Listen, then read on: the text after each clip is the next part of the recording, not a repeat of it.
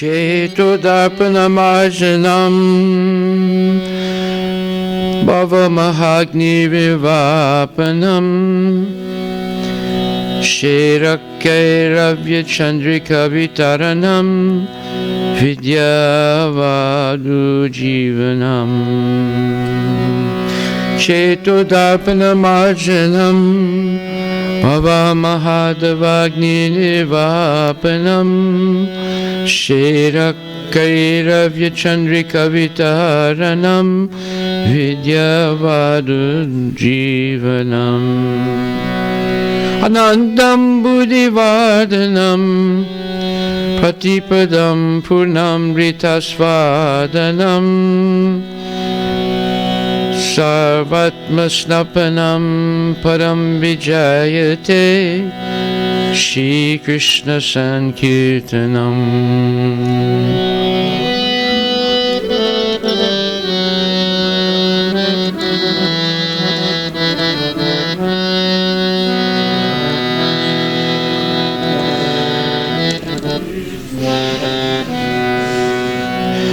Nam Namakari Bahudani Jasarvasaktis Tatrapita Niyamita Smarane Nakala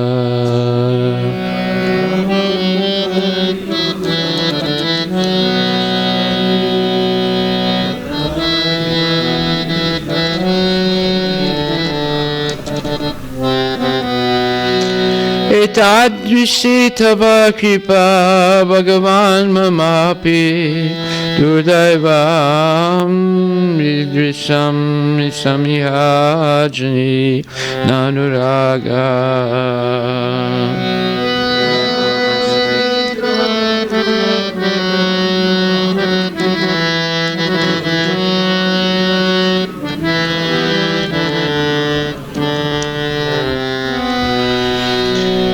Chenadapi sunichena tarorapi kirtaniya sadahari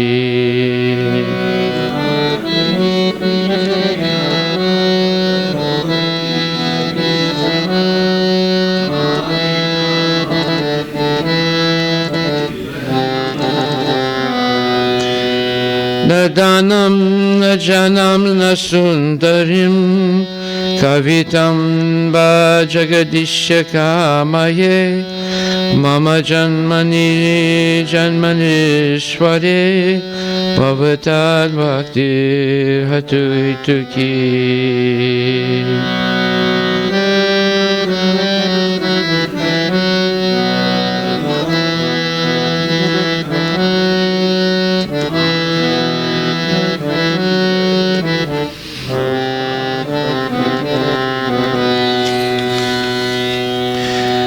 Ainandatanu jakim karam patitam mam vishame bhavam buddho kripaya taya padapankaja stita druli sadrisam vichintaya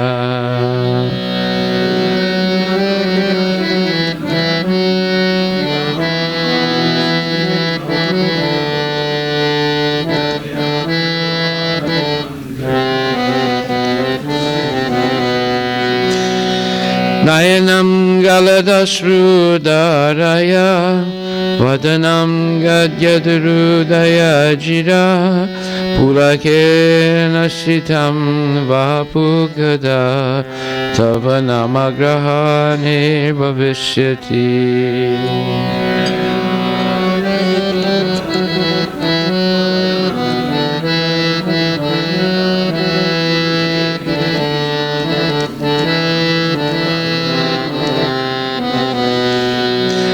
Gaitam nimesena chaksusa pavitayitam sunyayitam jagat sarvam govinda virahe name.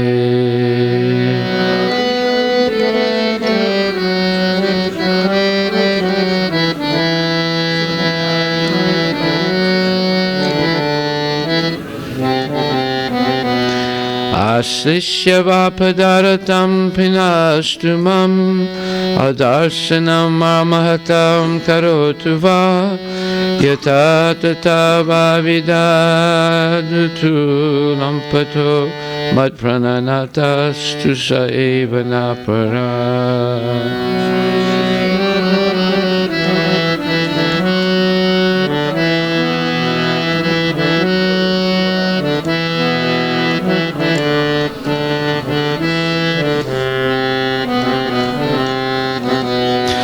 Hare Krishna, Hare Krishna, Krishna Krishna, Hare Hare, Hare Rama, Hare Rama, Rama Rama, Hare Hare.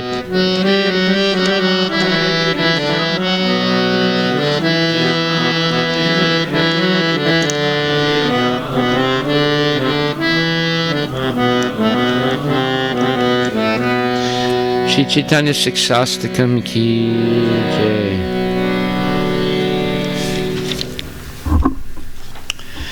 Glories to the Shri Krishna Sankirtan, which cleanses the heart of all the dust accumulated for years and extinguishes the fire of conditional life of repeated birth and death. This Sankirtan movement is the prime benediction for humanity at large because it spreads the rays of the benediction moon. It is the life of all transcendental knowledge. It increases the ocean of transcendental bliss and enables us to fully taste the nectar for which we are always anxious. Namavrata, you go to the last chapter of the Chaitanya Charitamrita, Antya Lila. The absolute last chapter is chapter 20, the Antya Lila. O my Lord, your holy name alone can render all benediction to living beings, and thus you have hundreds and millions of names like Krishna and Govinda. In these transcendental names, you have invested all your transcendental energies. There are not even hard and fast rules for chanting these names. O my Lord, out of kindness, you enable us to easily approach you by your holy names, but I am so unfortunate that I have no attraction for them. One should chant the holy name of the Lord in a humble state of mind, thinking oneself lower than the straw in the street. One should be more tolerant than a tree, devoid of all sense of false prestige, and should be ready to offer all respects to others. In such a state of mind, one can chant the holy name of the Lord constantly. O Almighty Lord, I have no desire to accumulate wealth, nor do I desire beautiful women, nor do I want any number of followers. I only want your causeless devotional service, birth after birth. O son of Maharaj Nanda, I am your eternal servitor, yet somehow or other I have fallen into the ocean of birth and death. Please pick me up from this ocean of death and place me as one of the atoms at your lotus feet. O my Lord, when will my eyes be decorated with tears of love flowing constantly when I chant your holy name? When will my voice choke up, and when will the hairs of my body stand on end at the recitation of your name? O Govinda, feeling your separation, I am considering a moment to be like 12 years or more. Tears are flowing from my eyes like torrents of rain, and I am feeling all vacant in the world in your absence. I know no one but Krishna as my Lord, and he shall remain so even if he handles me roughly by his embrace, or makes me broken-hearted by not being present before me. He is completely free to do anything and everything, for he is always my worshipful Lord, unconditionally. Shri Chaitanya Siksastakam ki jai. Haribo, Haribo. And we're continuing now. This morning we covered verse 1. Like I said, we could spend 1 year on verse 1. There's so much to talk about it. But we'll try and go on to verse 2. But one thing about Chaitanya Charitamrita, or the Chaitanya Siksastakam, it, as I said this morning, it's spoken directly by Lord Chaitanya. So, therefore, it is like, even in a sense, superior to the Srimad Bhagavatam. This Bhagavatam is spoken about Lord Krishna by great devotees like Sukadeva Goswami, Sutta Goswami, and so forth. Sri Chaitanya's Siksastakam is spoken directly by Krishna himself in his incarnation as Lord Chaitanya, who is a combination of Radha and Krishna. So one could say that it is like Bhagavad Gita, it's direct Krishna speaking about not himself only, but about how to approach him with pure love. And he's showing a window into the intimate feelings of Srimati Radharani for Krishna.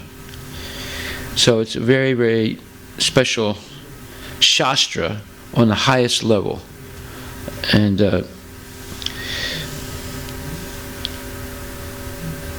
one can, the message of the Chaitanya Charitamrita is, and it says, Cheto Darpana Marjanam Bhava Mahadavagni Nirvapanam. In order to understand what Lord Chaitanya is saying, we have to become purified within.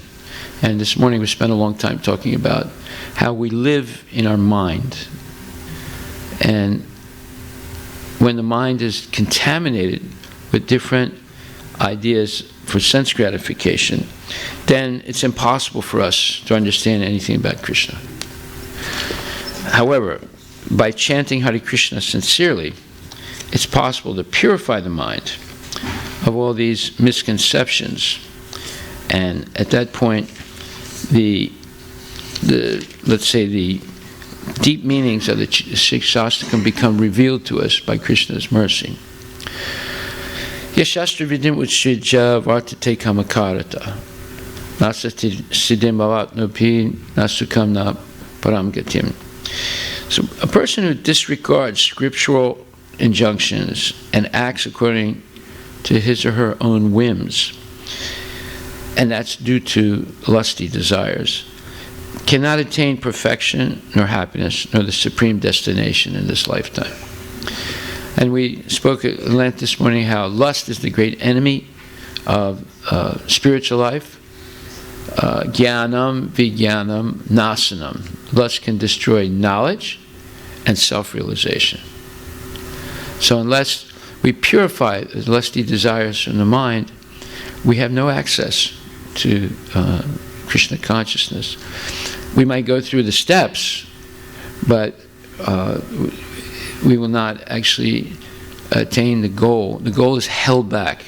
There's always a benefit by chanting Hare Krishna, but the beneficial effect is held back until we purify all those desires. So therefore, in the Bhagavad Gita, and especially Bhagavatam, it says,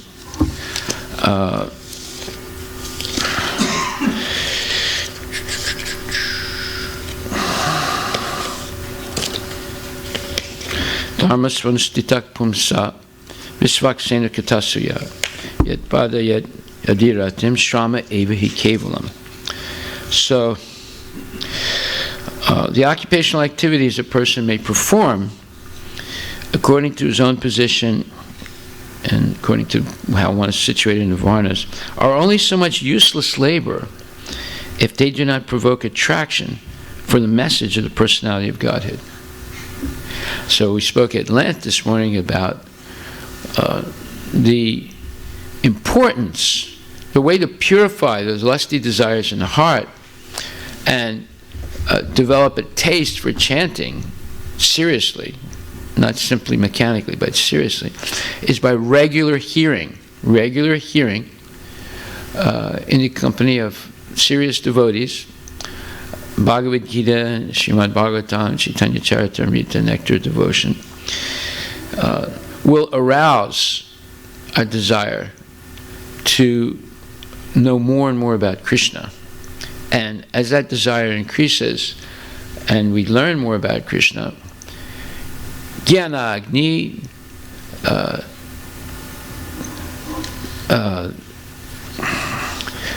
the fire of knowledge burns away all karmic reactions and helps us lose the taste for sense gratification. Tamahu bandita budhe, and one attains, by attaining this transcendental knowledge, one becomes free to pursue the path of Krishna consciousness. So there are different occupational activities in terms of our different conceptions of life.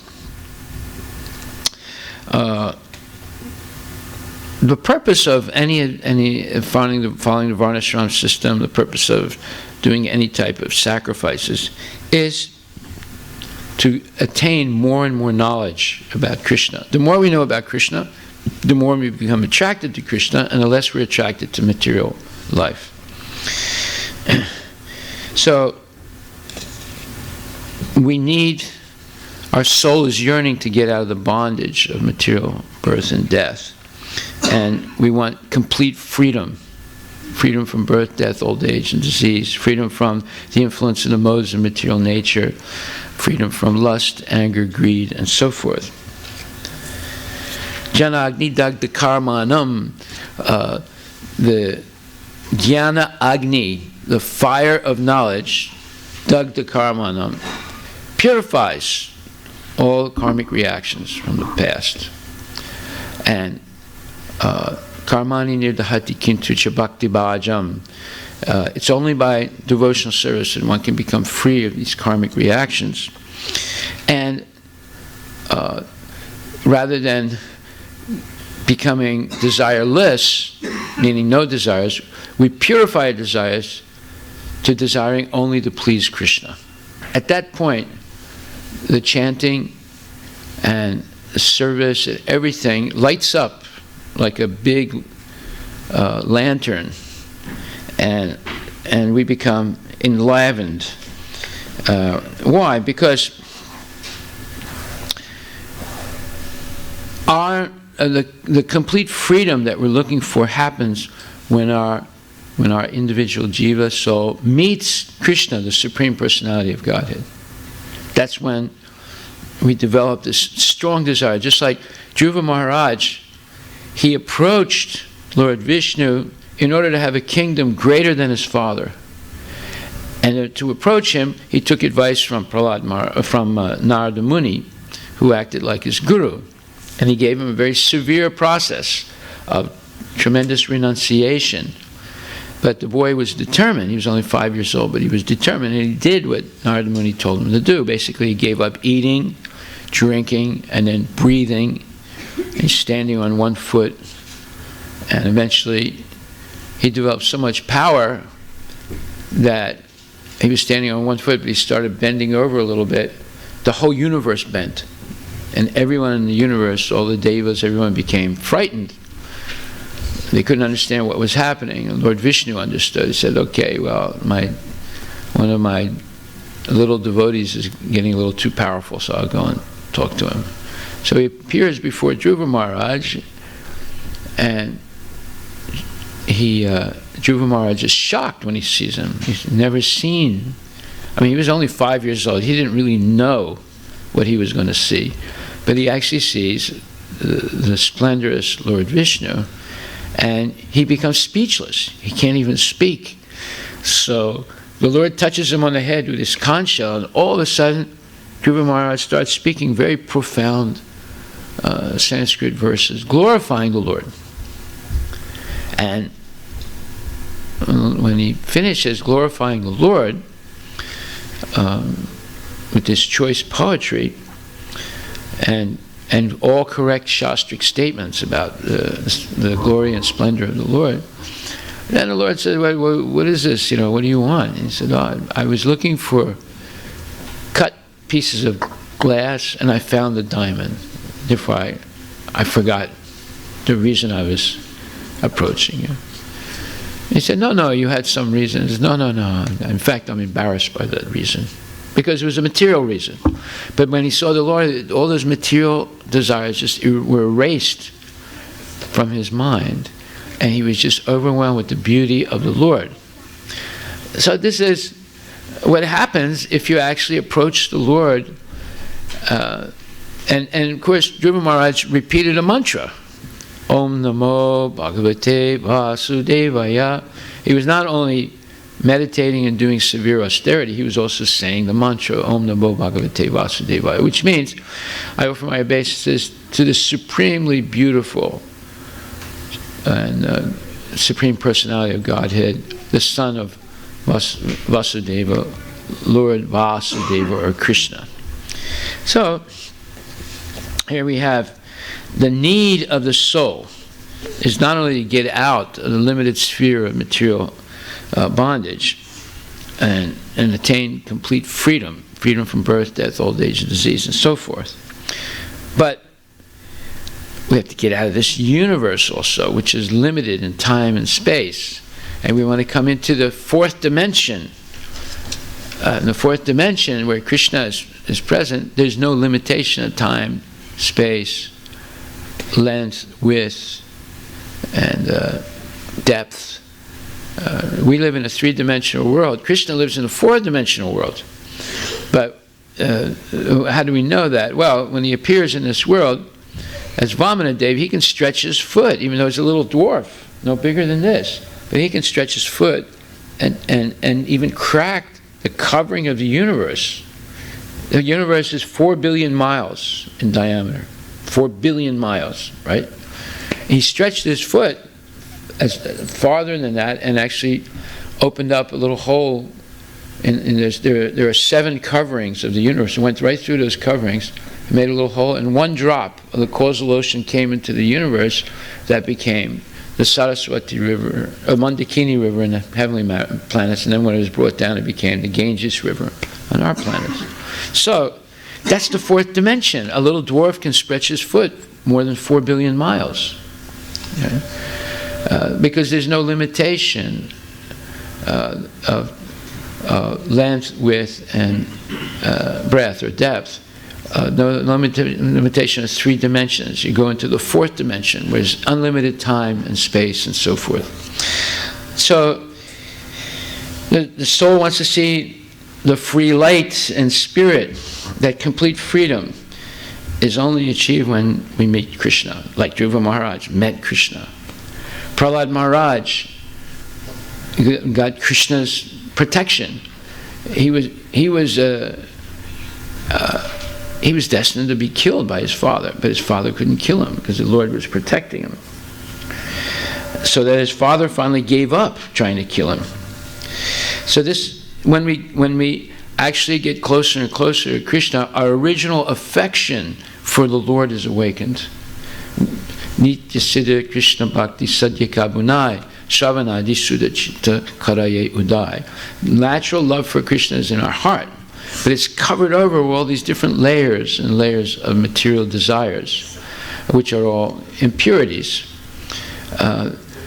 By chanting the holy names of Krishna sincerely, Hare Krishna Mahamantra, and regularly hearing about the Lord, and engaging in devotional service and taking prasadam, as we explained earlier, little by little, layer by layer, all those impure desires are purified. And then this natural affection for the Lord is liberated. So we have to engage ourselves in devotional service and regularly go on hearing. The hearing is the most important thing. It's number one devotional service. And then after hearing, it's repeating or chanting the glories of the Lord. And then someone asked me today, so well, you said you have to do this in the company of genuine devotees. How do you know who's a genuine devotee?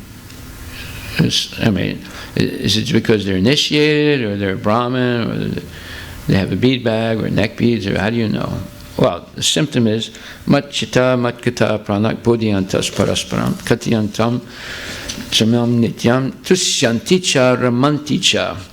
Genuine devotees are always glad to meet each other, and when they meet each other, they begin to encourage each other and inspire each other by speaking about Krishna and enlightening one another about Krishna.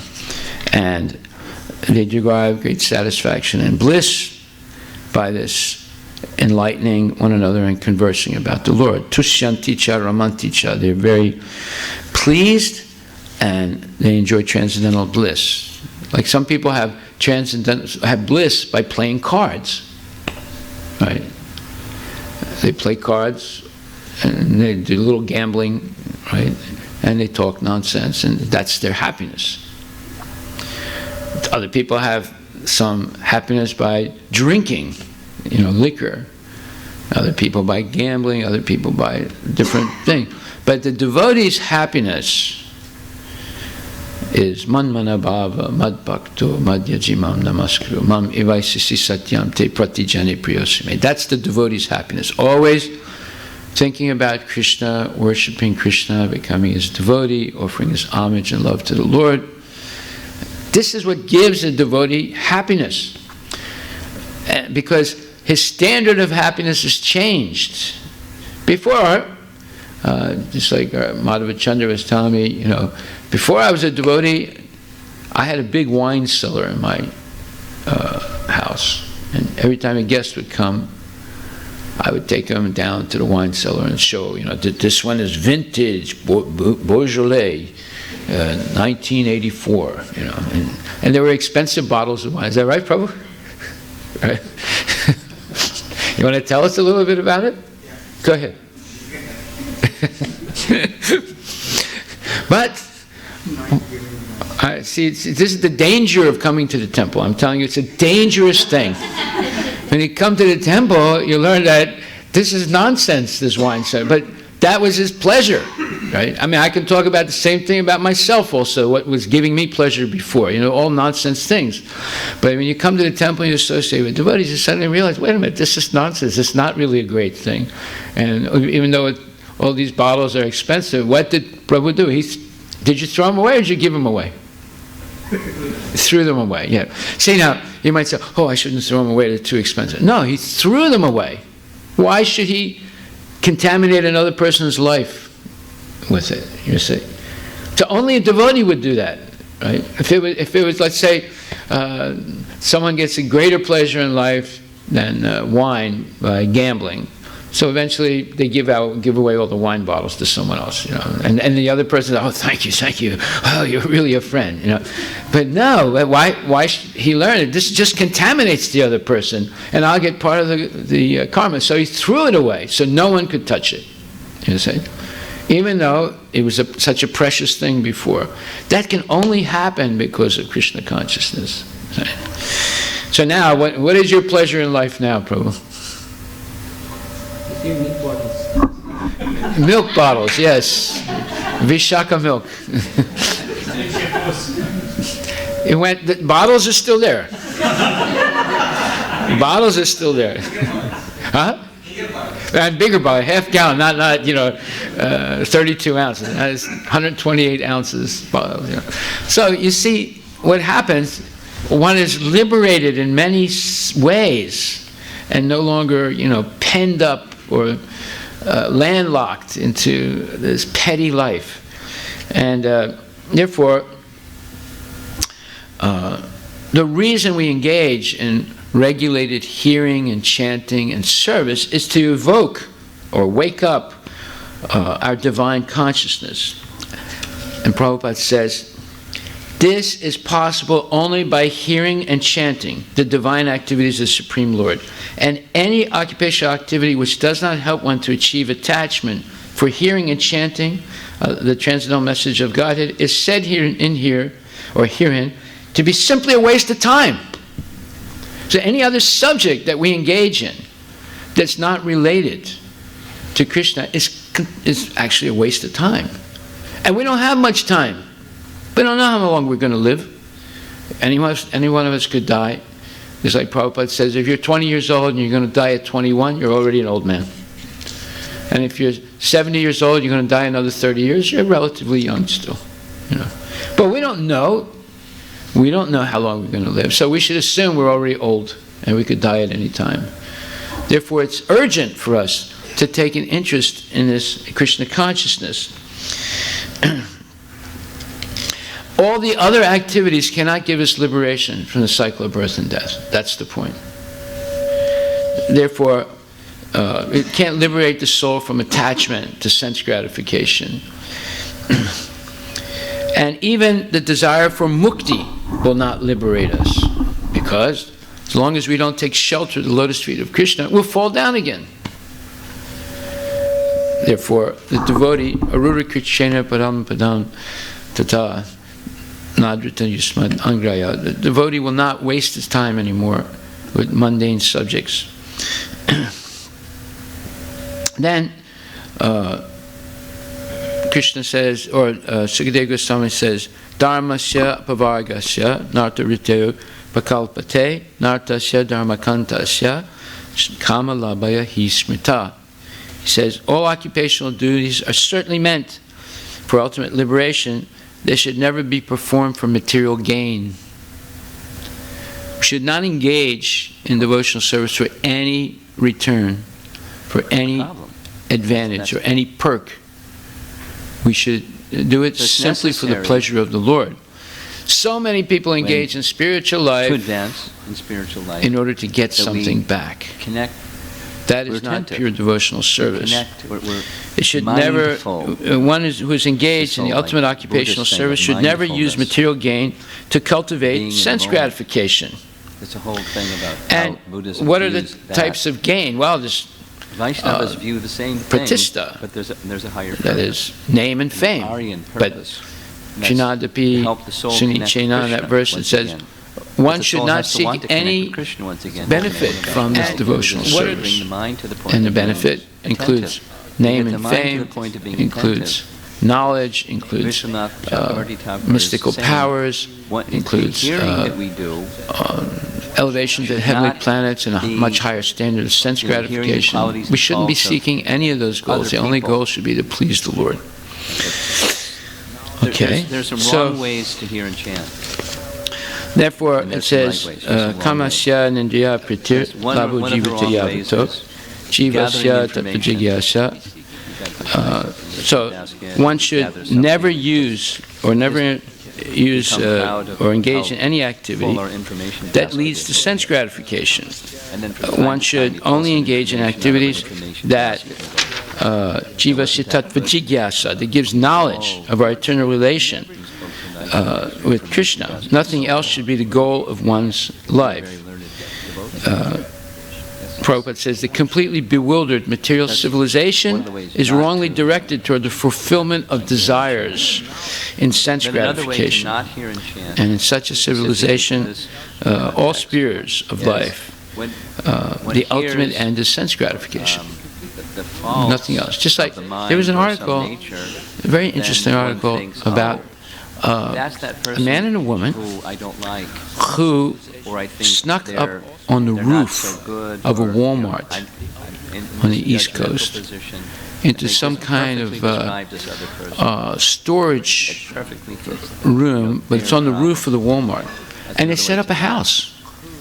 And at night, when they closed the store, they would just go downstairs in the store and pick out whatever they wanted and bring it upstairs. So they had a television, one of those big screen televisions, Walmart televisions. They had internet connection, because Wi-Fi, because Walmart, right? They had food, all kinds of junk food, Cheetos, and anything they wanted. They would just pick it up at night because the store was closed for a couple hours, right? And they were there for a year, a whole year, and it was a nice setup. It was like a nice apartment, right? And nobody knew about it until, anyway, I don't want to say the rest of the story, it's too gross, but they did some really stupid things based on sense gratification, and the noise alerted the people in the store, and then they caught them. No one would ever go up on the roof. Right, there was no reason to it. There was an empty room there, but it was not an empty room. It was like a 2-star hotel. They had everything. They installed everything up there, and they stole it all from the store downstairs. See? So you have all these strange things that are happening in society, all based on sense gratification. Nothing. And what are the wars all about? They're all about sense gratification. Right. So. Therefore, in politics, in social service, altruism, philanthropy, in religion, and even salvation, the very same tint of sense gratification is ever increasingly predominant. In the political field, the leaders of men fight with one another to fulfill their personal sense gratification. The voters adore the so-called leaders only when they promise them sense gratification. So Obama got elected the second time because he gave out hundreds and thousands of Obama cell phones with free internet access. You know, they interviewed one lady in Ohio. They said, "Who are you voting for?" She said, "I'm voting for Obama." So how come? Well, look at this. You gave him this phone for free. You know, that's how stupid people are. You know, but actually they're not stupid. They're interested. Whoever promises them more sense gratification, they'll vote for him. So what's going to happen to a country when people figure out that they can vote themselves sense gratification? Well, the country goes down the tubes, right? Because no one is thinking about the country anymore. They're only thinking about what they can get. That's why John Kennedy, he said, you should not think what your country can do for you, but you should think what you can do for your country. Well, that is sort of a shadow reflection of pure devotion, right? It's not pure devotion, but it's a shadow reflection of it, you know. Don't think what Krishna can do for you. Think what you can do for Krishna, right? So you take the country out, you take the politics out, and actually that's the point. Pure devotion is not what Krishna can give you, it's what you can give the Lord without any expectation of a return.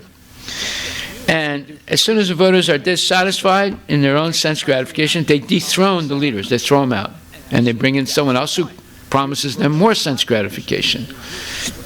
So, no one is serious about the problems of life. No one's concerned about, hey, what can Obama do for me as far as getting out of the cycle of birth, death, old age, and disease? No, they don't care. They're too intoxicated to care about that, you know. Therefore, people are committing spiritual suicide under the appeal of sense gratification.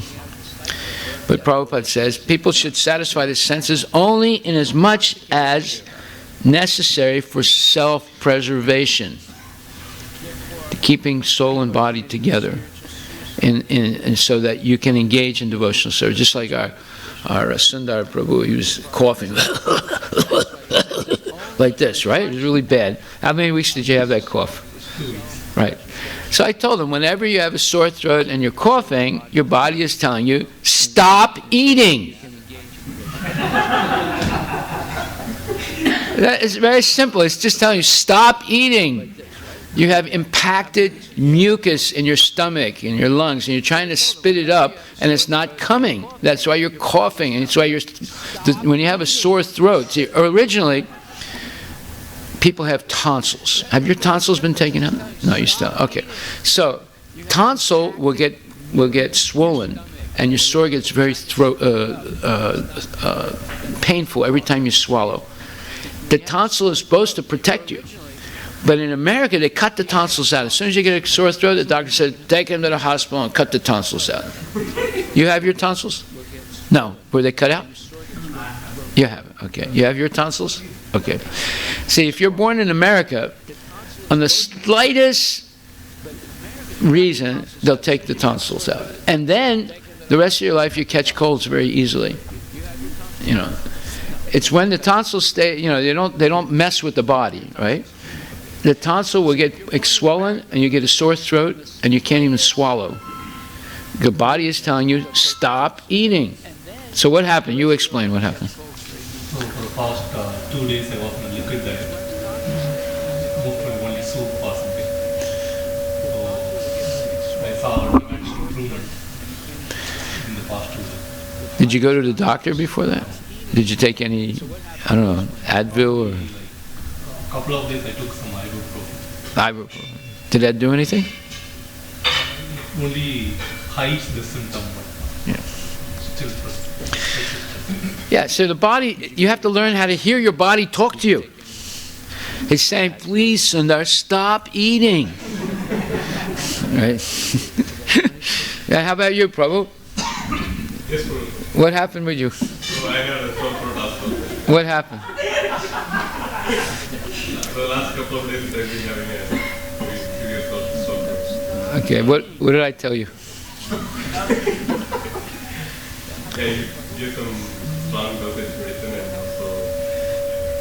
That was yesterday, right? How are you today? Much better. In one day. In one day, yes. Anyway, stop eating. All you have to do is stop for 2 or 3 days, it will go away. You don't need to take, any big medicine or whatever. You just have to stop eating. The body is telling you, speaking to you, but you have to know how to hear it. What they do, though, when they take the tonsils out, then, you don't get the sore throat as quickly, and you don't get the message. And that's why American kids, they have to take all these medicines, as soon as they get a cold, because their natural body language is finished. They took out the safety plug. I remember, when I was a young kid, the doctor said, "We got to take your tonsils out." I didn't know. I didn't know why. I didn't even know what the tonsils were. I walked to the doctor's office. He was an old doctor, and I just sat down on a stool. He came in front of me, had one of these lights on his forehead, and he had these big tongs and knives, and he made me open my mouth. He stuck these things in my mouth, and he cut the tonsils, and it was like horrible.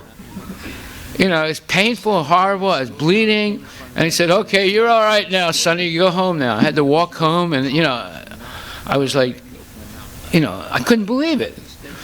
I said, why did you do that to me? And I didn't get any better.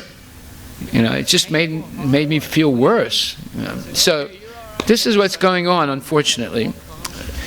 So in other words, you have to have confidence that Krishna knows what he's doing when he gives you the body. Right? It's not that this part of the body is useless. We can cut it out. Just like often, our dear Krishna Priya Dasi, she had some intestinal problems. They cut out her intestine. They cut it out. And they said, "Oh, you'll be all right. You just have this plastic bag here from now on." That's nonsense. So they just play around with people. They just cut parts of your body out. They take out your gallbladder. They take this thing out, take that thing out. And so don't worry, about 50 years from now we'll have a spare parts company, and you'll be able to get a new gallbladder. But am I going to live 50 more years to wait for that? No, it's horrible. So there's no more voluntary restraint in society. People don't have any self-control anymore. So all these advanced techniques are present now for increasing sense gratification, not decreasing it. And that is the major theme. So now today we're going to study this second verse. Nam namakari bahuda nija sarva saktis tatra pita niyamitak smarani nakala itadrisi tava kripa bhagavan mamapi durdaivam jisi samihajani nanurarga. So do you have the text on it, Prabhu?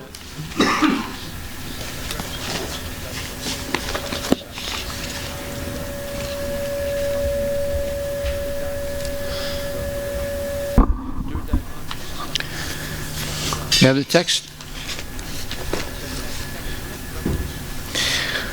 So, Bhava Mahadevagni Nirvapanam.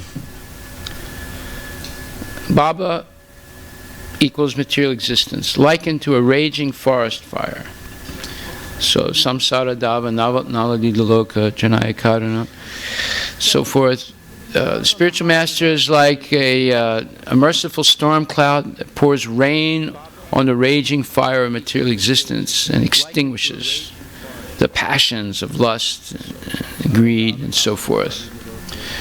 So the chanting of holy name extinguishes the blazing fire of material existence. Srila Prabhupada, buckets of water cannot extinguish the blazing fire, nor the fire brigades can extinguish, but a torrential downpour of water by nature's arrangement can extinguish. Similarly, chanting extinguishes the blazing fire of material existence. So one gets freedom from the kleshas, the negative effects of the material world. Actually, it says here,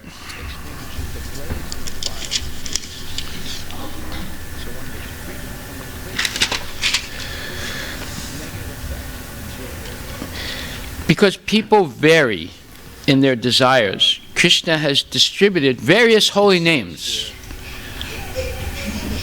By Lord Chaitanya's mercy, Regardless of time or place, one who chants the holy name, even while eating or sleeping, attains all perfection.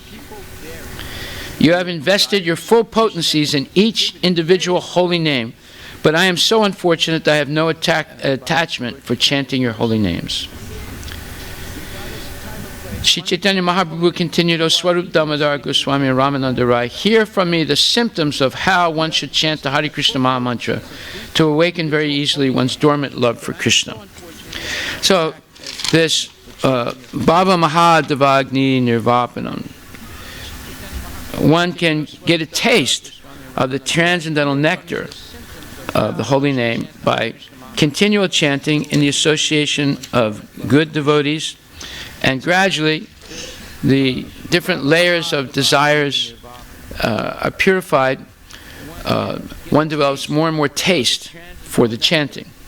Now, a practical example of this, one day Lord Chaitanya met Haridas Thakur, and he inquired as follows: My dear Thakur Haridas, in this age of Kali, most people are bereft of Vedic culture, and therefore they are called Yavanas. They are concerned only with killing cows and killing Brahminical culture. In this way, they are all engaged in sinful activities. So, what is the difference between Vedic culture and materialist culture? Well, Vedic culture protects cows, respect brahmanas and saintly people, because cows represent the perfect food, ahimsa milk, that reactivates the gray matter in the mind so you can understand higher order spiritual principles. If you drink Pepsi Cola, it will help you understand lower order material principles. Right? So that's the difference between Pepsi Cola or Coca-Cola and pure ahimsa milk from cows that are protected. And Brahmins represent spiritual knowledge. Yeah. Om Namo Brahmanya Devaya Go Brahmanahitaya Cha Jagatitaya Krishnaya Govindaya Namo Namaha. So one offers their respects to the Supreme Personality of Godhead, who is the protector and the friend of the cows, the Brahmins, and also the well-wisher of all living entities.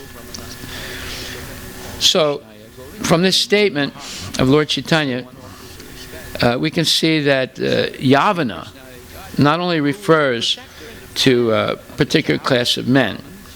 Anyone who is against the behavior of the Vedic principles is called a Yavana. So that can include Hindus, that can include Christians, that can include Jews, that can include Muslims, that can include Buddhists, that can include atheists, that can include anybody. Anyone who's against the behavior of the Vedic principles is called a Yavana. And that person might be in India or outside of India. So in India, you have a lot of atheists nowadays. They say, oh, no, there's no bridge from Rameshwaram, or what is it, Rameshwaram to Lanka. That's that's no bridge there. You know, and Rama didn't exist. It's all mythology. You know, those are what? Those are people born in Brahmin families. And just because there's some big politician now, they're making all these declarations based on nonsense. So you know, just because someone is a Hindu doesn't mean anything. It doesn't matter who you are. If you're against the Vedic principles, then you're a Yavana. You know.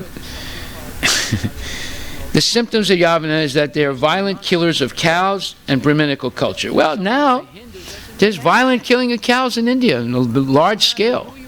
And there's a lot of disrespect for Brahmanas. We offer our prayers to the Lord by saying, Namo Brahmanya Devaya Go Brahmanahitaya Cha. The Lord is the maintainer of Brahminical culture. His first concern is to see to the benefit of cows and Brahmanas. As soon as human civilization turns against Brahminical culture and allows unrestricted killing of cows, we should understand that men are no longer under the control of the Vedic culture, but are all Yavanas and Malechas. Well, we live in a country where there's massive cow killing. Over 80 million cows a year are massacred in America to supply McDonald's and McFools, you know. So we can understand that the destiny of this country is very bleak. How can it be anything else? So it is said that Krishna consciousness movement will be prominent within the next 10,000 years, but after that people will all become malechas and yavanas. Thus at the end of the yuga, Krishna will appear as the Kalki avatar and kill them without consideration. My God, what a bleak future that is. So therefore we have started a cow protection program. Our cowherd transcendentalist Madhava Chandra is taking that responsibility, and everyone can participate in it. Why? Because the cow gives us, the cow that's properly cared for, gives us the ideal food, and that is wonderful milk, transcendental milk.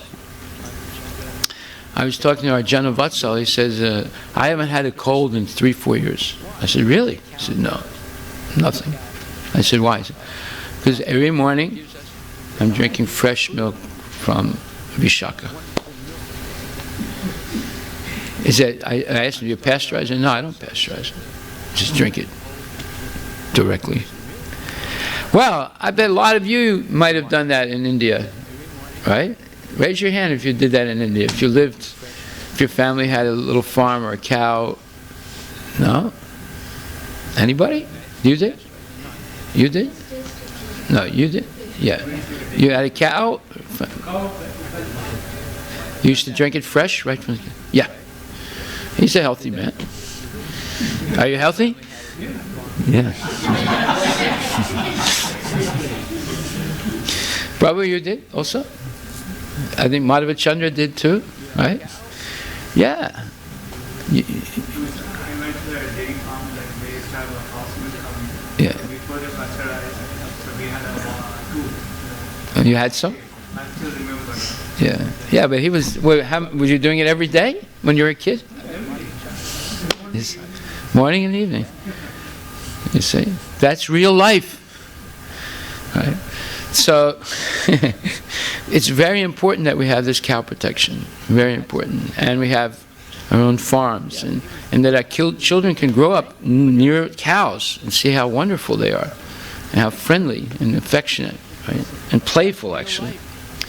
So Lord Chaitanya is saying, how will these yavanas be delivered? To my great unhappiness, I do not see any way. So Lord Chaitanya's heart is concerned about all these people that have been misled in life. What are we going to do to help them? So this verse reveals the significance of Lord Chaitanya's appearance as Patit Pavana, the deliverer of all fallen souls. Srila Narottam Das Thakur sings, Patit Pavana Hetu Tava Avatara. O my Lord, you have appeared just to deliver all the fallen souls. Mo Sama Patita Prabhu Napai Be Ara. And among all the fallen souls, I am the lowest. How Sri Krishna Chaitanya Mahaprabhu is always thinking about the deliverance of the fallen souls is shown by the statement, E dukkha apara, it is my great unhappiness. This statement indicates that Sri Chaitanya Mahaprabhu, who is the Supreme Personality of Godhead, Krishna himself, is always very unhappy to see the fallen souls in the material world. Therefore, he himself comes as he is, or he comes as a devotee in the form of Sri Chaitanya Mahaprabhu to deliver love of Krishna directly to the fallen souls. This is the purpose of the Sankirtan movement, as we said this morning. The two major goals of Krishna consciousness are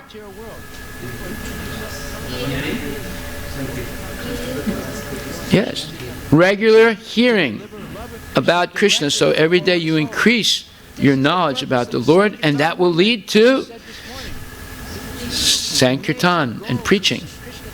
This is the goal. And these are the two things that we do the least in this temple. Does anyone disagree with me? Huh? No. Nobody can disagree, because it's the truth. The two major goals of Krishna consciousness are the two things we do the least in this temple. So we should think about this seriously. That should change. Therefore, he himself comes as he is, or he comes as a devotee in the form of Sri Chaitanya Mahaprabhu to deliver love of Krishna directly to the fallen souls. Namo Mahavadanyaya Krishna Prema Padayate. Sri Chaitanya Mahaprabhu is so merciful that he not only gives knowledge of Krishna, but by his practical activities teaches everyone how to love Krishna. Krishna Prema Padayate. Those who are following in the footsteps of Sri Chaitanya Mahaprabhu should take the Lord's mission most seriously. In this age of Kali, people are gradually becoming less than animals.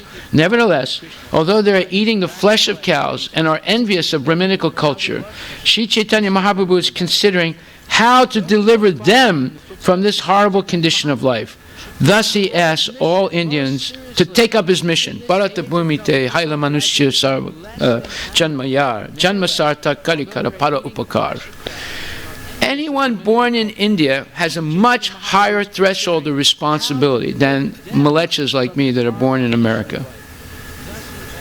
According to Lord Chaitanya, your duty, and I'm pointing the finger at you, right? Not my duty, it's your duty more than my duty. Of course, I'm secondary, your primary duty is to take up Krishna consciousness very seriously and spread this message all over your neighborhood, your vicinity, etc. Your Prabhu Datta Desh, the place where you live and you naturally should be preaching. One who has taken his birth as a human being in the land of India, Bharat Varsha, should make his life successful and work for the benefit of all other people. Chaitanya Charitamrita Adi Lila 9:41. It is therefore the duty of every advanced and cultured Indian to take this cause very seriously. All Indians should help the Krishna consciousness movement in its progress to the best of their ability. Then they will be considered real followers of Sri Chaitanya Mahaprabhu. Unfortunately, even some so-called Vaishnavas enviously refuse to cooperate with this movement, but instead condemn it in so many ways.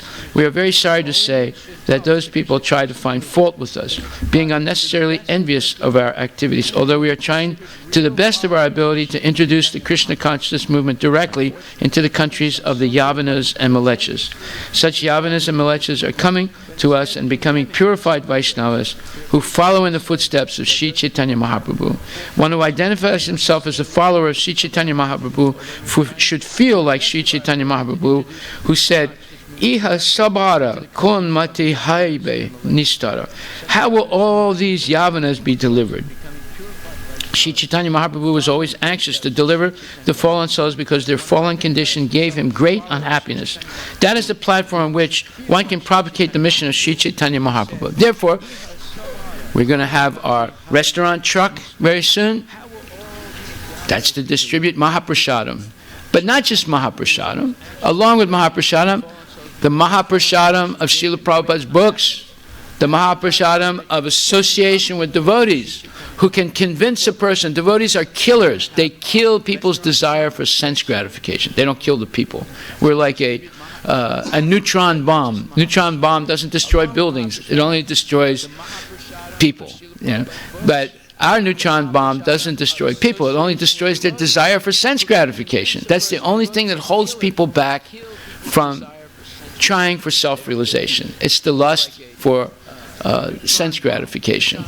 Therefore, Krishna says to Arjuna in the 3rd chapter, a very important verse, he says that this lust kills the desire for self-realization and knowledge. Tasmat tvam indriyan yado niyam ya bharatarsabha papmanam hi prajahi enam jnana vijnananasanam. Jnana vijnananasanam, the killer of knowledge and self-realization, and that is lust. Okay, in the very beginning, curb this great symbol of sin, lust, by regulating the senses and slay this destroyer of knowledge and self-realization. So how do you regulate the senses? You simply follow the program that Prabhupada has given us. This waking up early, coming to Mangal Arati, chanting your rounds early in the morning.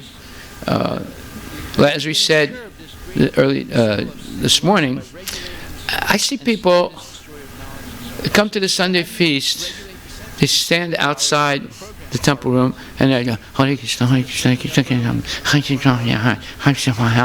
Hare. That's not chanting. That's not real chanting. You know, or they sit in the class.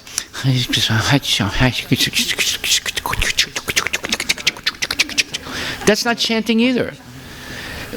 Best chanting is early in the morning. And to wake up early in the morning, you have to take rest early, before 10 o'clock at night.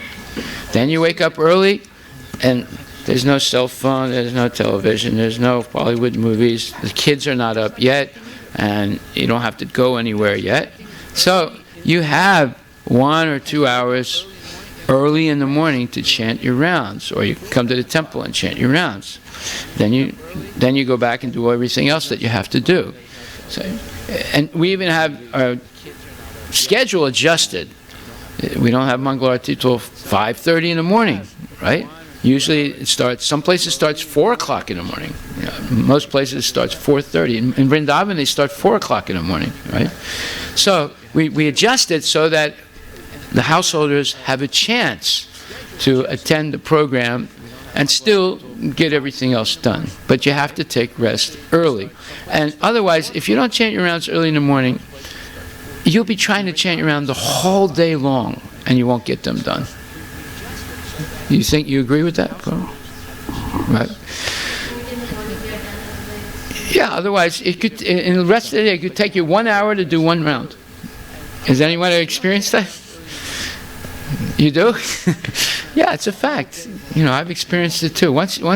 So therefore, this regulated life, and especially waking up early, is very important. Early to bed, early to rise, makes a man healthy, wealthy, and wise. This is Benjamin Franklin. And he's not even a devotee, but he's telling the truth. So, Haridas Thakur replied to Lord Chaitanya, "My dear Lord, do not be in anxiety, do not be unhappy to see the condition of the Yavanas in material existence." Well, he's trying to comfort the Lord because he himself has dedicated his life to spreading the glories of the holy name to uninformed people. When the Lord is unhappy because of the condition of fallen souls, the devotee consoles him, saying, "My dear Lord, do not be in anxiety." This is service, because the devotee takes the responsibility now to relieve the anxiety of the Lord. Now you're getting an intimate, inside view of the heart of God. God is suffering more than we are because of our suffering. We think, oh, TK, everything's all right. You know, I have my 401k, and I got money in the bank, and the kids are taken care of, wife is okay. And no. That okay, TK is nonsense. What is good? Nothing is good. Because we all are seeing all around us, oh, uncle died. Oh, mother died. Oh, grandfather died. Oh, and I'm next. Right? No, they don't think I'm next. They say, oh, I'm still around. I'm glad it wasn't me. You know, no, you're next. We're all next. And therefore, we should use the little bit of time we have for self-realization.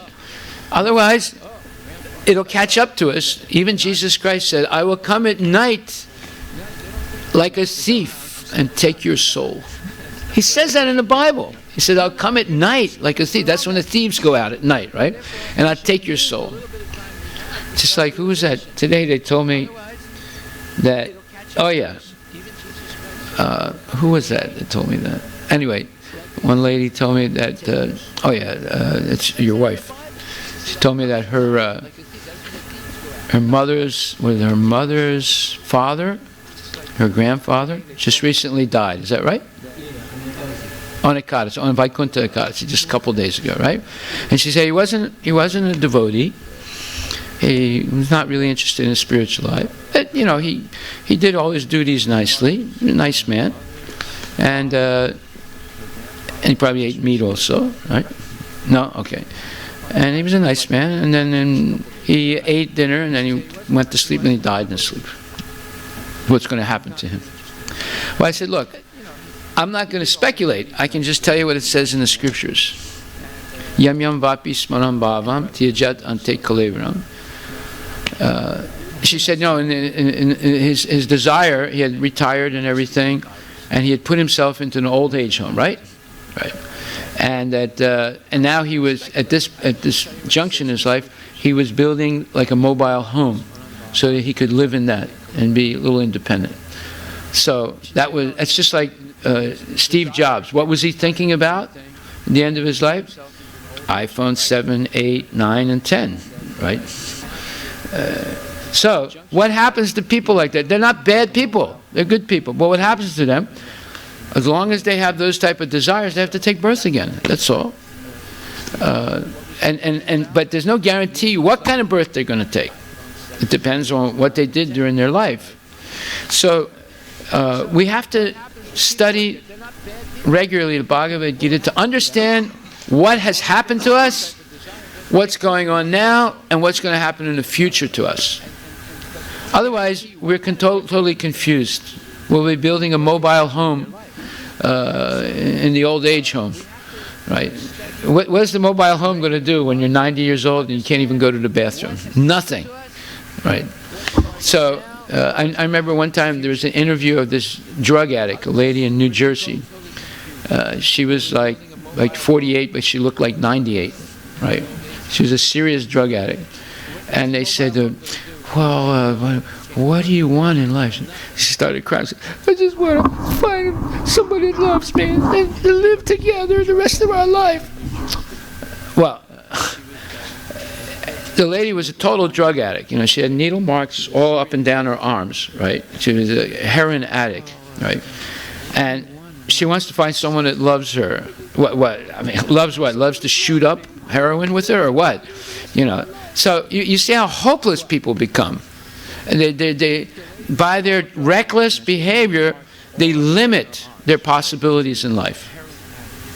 So these are the Yavanas, the people who are against Vedic culture. If we say, okay, well, lady, you can do that. You can find someone that loves you and live happily ever after if you give up taking drugs, if you start chanting Hare Krishna. No, I'm not going to do that. Well, of course not. Then there's no hope, you see.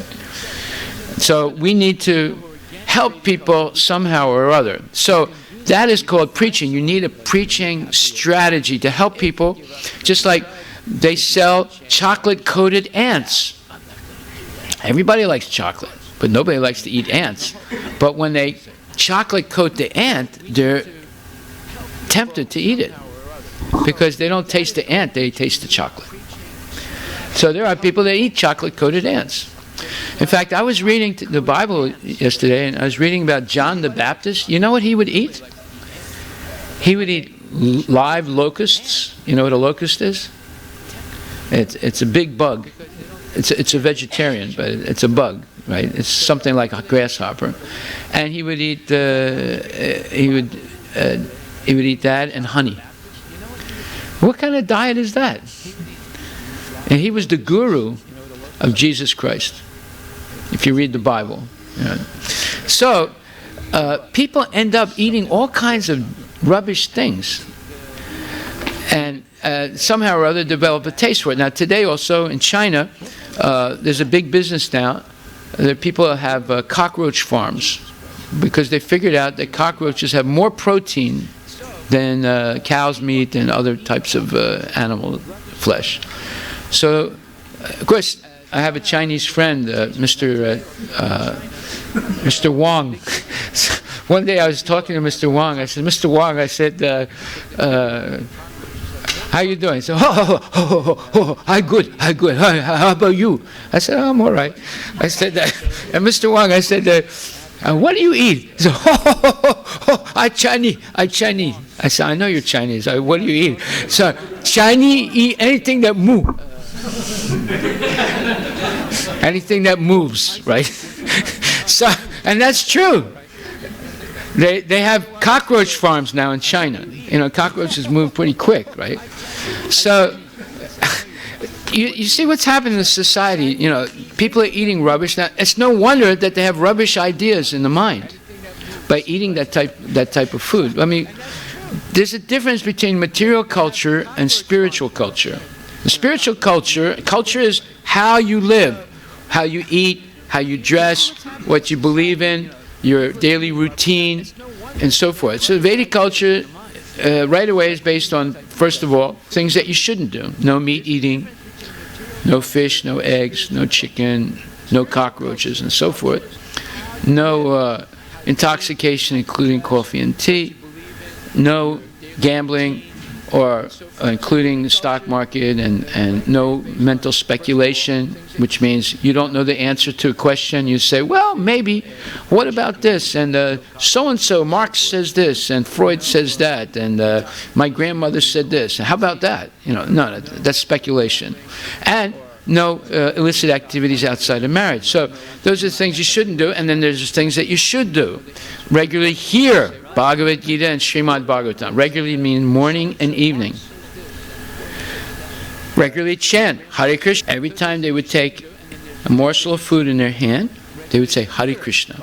Then when they put it in their mouth, they would say Hare all day long. Like when devotees eat in the time of Lord Chaitanya, and then when they go for the next morsel of food, they say Hare Krishna. And then they go Hare Krishna.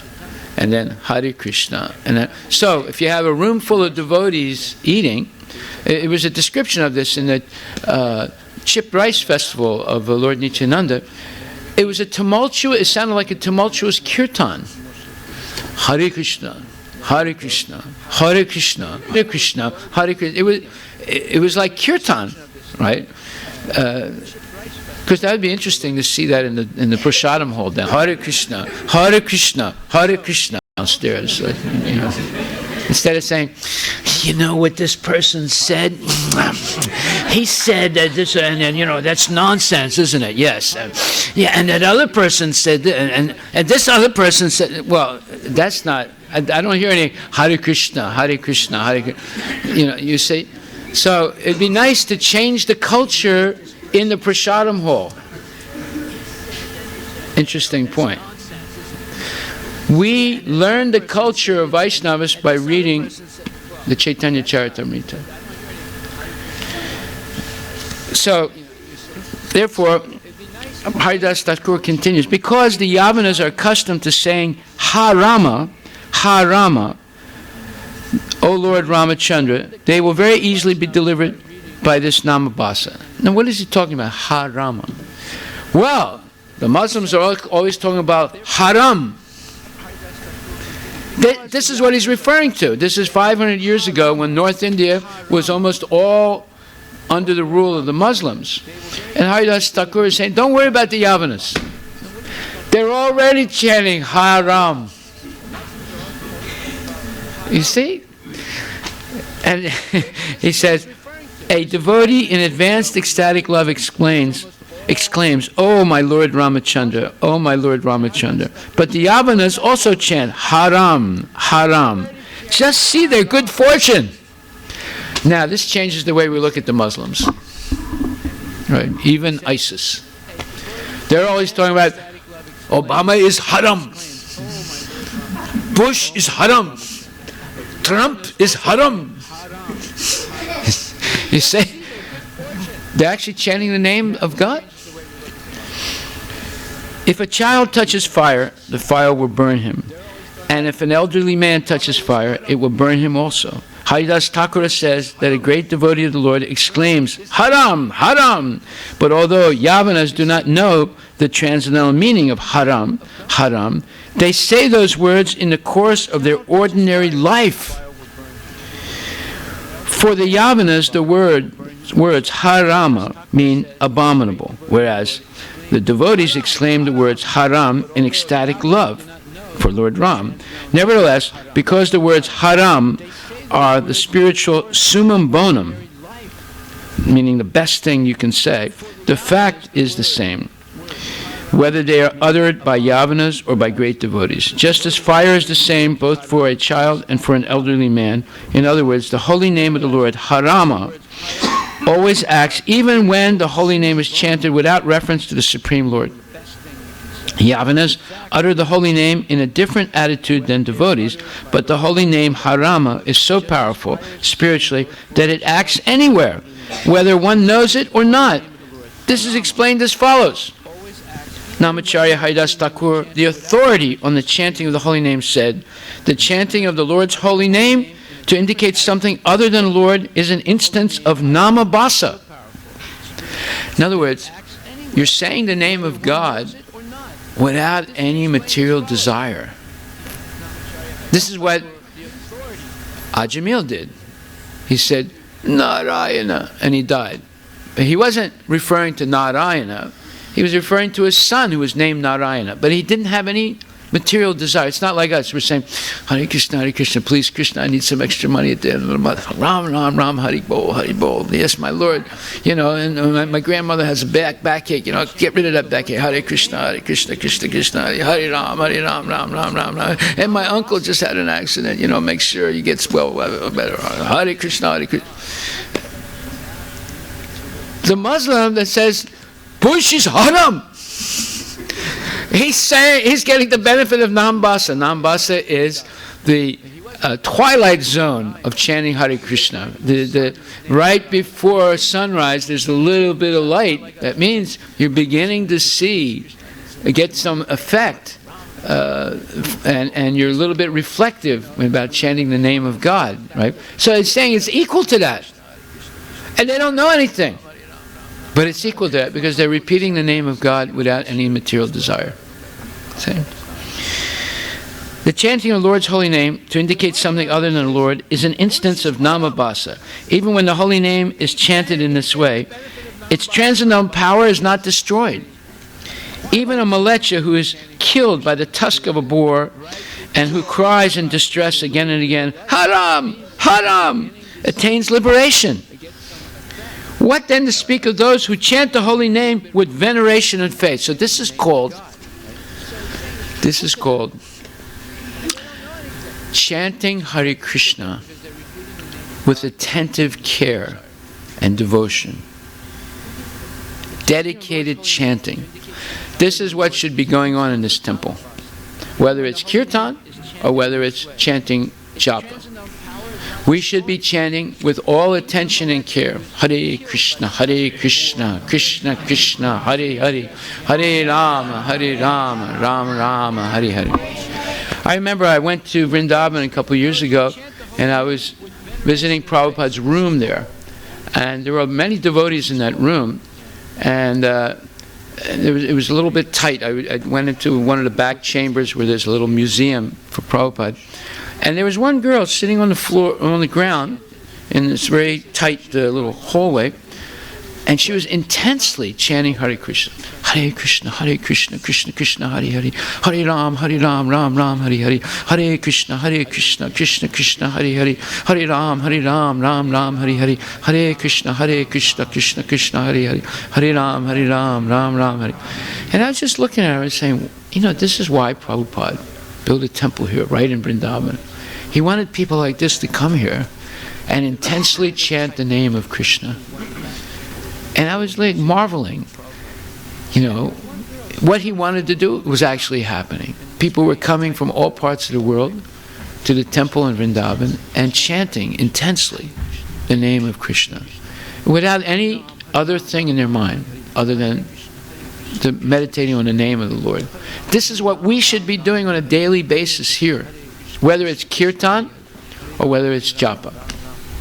And as I said, hardly anyone comes here, especially our initiated devotees, to the Sunday program and participates in the bhajans. Of course, mostly a lot of people come for a half hour of arti, but they don't take part in the class, nor do they take part in the bhajans. And we could also include chanting Hare Krishna, japa, as part of the program. The more people are doing it, the more the other people catch on. The less people do it, the other people say, oh, I got to figure it out now. All the initiated people, they don't come to the program. It's just a few of them come.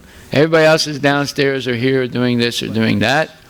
They come up and go up and down like this for arti, and then they go away again. And then they try and get other people to wash the dishes. See, so you see, people catch on after a little while. They're watching what's going on. They figure out, what's, even we figure out. We see that when people are not initiated, they do a lot more service. As soon as someone gets initiated, they start dropping off. They'll do some service, but they're dropping off. So we want to change that. We want the devotees to do more service. to be more present in the classes, to be more present in the kirtans, to be more present in the bhajans, to be more present in cleaning the kitchen and everything, and serve as an example to the other people. It's not that, oh, yeah, now we got to figure it out, you know. They want us to clean the kitchen, and they're out there eating and enjoying, right?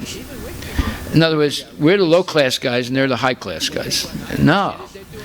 It's a real honor and a great benediction to be able to clean the dishes and the pots and keep the temple clean and always be serving. See, people notice that.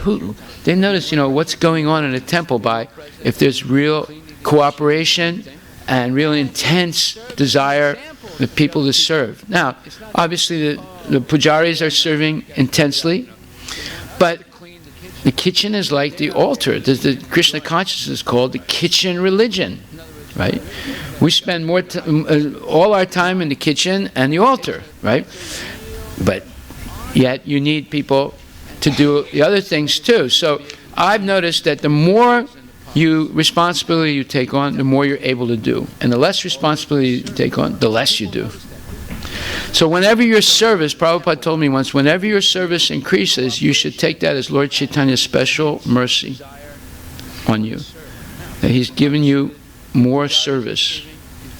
And he also told me, never give up your service, because that's your essential connection to Krishna. Right?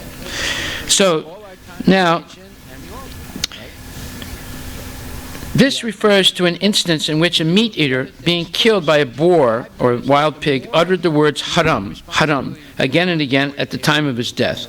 Since this is a quotation from the Nishinga Purana, this indicates that in the Puranic age, there must have also been Malechas and Yavanas, meat eaters, and the words haram, meaning condemned, were also uttered in those days. Thus, Haridas Thakur gives evidence that even a meat eater who condemns something by uttering the words harama gets the benefit of chanting the holy name that the devotee chants to mean, "Oh my Lord Rama." So Prabhupada told me this story once. I've mentioned this before. I was sitting with him in a car, and I was speaking, and I said, Prabhupada, I don't think... I'm trying to find ways to support the temple. I'm going to open a shop and call it Krishna Shop. He said, no, that's not the right name. Call it Hari Krishna Shop. He said, in ancient times, there was one man walking in his village, and as he was walking, a wild pig, a boar, ran toward him. And as it ran into him, he said, Haram! And he died. And he went back to Godhead. So, this is a story from the Nishinga Purana. In other words, in very ancient times, that word was present, haram, meaning untouchable, right? As it means in Urdu today, right? But there was a Malecha or a Yavana, a meat eater, who said haram as the pig ran into him, and then he died. Prabhupada said he went back to Godhead. So therefore, call your shop Hari Krishna Shop. Let them say it one time. Let them walk by and look up. What is this? Oh, Hari Krishna Shop. I'm not going in there. You see? They say Hare Krishna once, they can save their life. Right? So here it is right here. But Prabhupada did not make the story up. It's in the Nishinga Purana. It's right here in the conversation between Haridas Thakur and Lord Chaitanya, as recorded by Krishnadas Kaviraj Goswami over 500 years ago. Ajamil was a great sinner during his life, but at the time of death, he accidentally called out for his youngest son, whose name was Narayana, and the attendants of Lord Vishnu came to relieve him from the bonds of Yamaraj, the superintendent of death. Simply by saying Narayana once, by accident, he was saved. So, why would a person not chant Hare Krishna? Only people who have strong aversion to God would not chant Hare Krishna. We find that out on the street, drug addicts, prostitutes, all kinds of low-class people, homeless people, we go up to them and say, we're going to give you a burrito, but say Hare Krishna first. Hare Krishna. Here you are. Thank you very much. Is that true? Yeah. These are lowest of the lowest, but they'll say Hare Krishna easily. And the highest of the highest, you say, chant Hare Krishna. Say Hare Krishna once. One time, say Hare Krishna. No, they won't say it. Huh? Yes, we have seen the countries in which we go, the people who are traditional, they just came straight to it. It's very easy for them to chant about it, but people who are really educated. High education, yeah. They ask why they have to chant. Yeah. I'm not going to say it. You know. Huh? Oh yeah, they go drink Maya tea, yeah. There's a store that sells Maya tea on the avenue, University Avenue. Yeah, Hari was saying, Prabhu, look at that, they're serving Maya tea. Yeah. The word Rama consists of two syllables, Ra and Ma. These are unseparated and are decorated with the loving word Ha, meaning O. The letters of the holy name have so much spiritual potency that they act even when uttered improperly. Srila Bhaktisiddhanta Saraswati Thakur states that the words Vyavahita, improperly uttered, is not used here to refer to the mundane vibration of the letters of the alphabet. Such negligent utterance for the sense gratification of materialistic persons is not a vibration of transcendental sound. Utterance of the holy name while one engages in sense gratification is an impediment on the path towards achieving ecstatic love for Krishna. On the other hand, if one who is eager for devotional service utters the holy name even partially or improperly, the holy name, which is identical with the Supreme Personality of Godhead, exhibits its spiritual potency because of that person's offenseless utterance. Thus, one is relieved from all unwanted practices and one gradually awakens his dormant love for Krishna. So, therefore, if you go to Las Vegas and you're at the crap table, that means that he's throwing the dice, and you get the dice, you go, Hare Krishna. That type of chanting Hare Krishna will not have any effect. Right? There are people who do that, I'm telling you right now, there are people who do that. But if you're, let's say, you're out in the street and someone comes up to you and says, excuse me, sir, would you like a burrito? I said, yeah. Just say Hare Krishna. Hare Krishna. Okay, thank you very much. Here's the burrito. Oh, thank you, and God bless you. Well, the person said Hare Krishna. Was it to get a burrito? Okay. But that burrito was offered to Krishna. It was to get prasadam. So it's not a material thing. But if you go like this in Las Vegas, you go, Hare Krishna, you throw the dice, let me win. You don't get any benefit.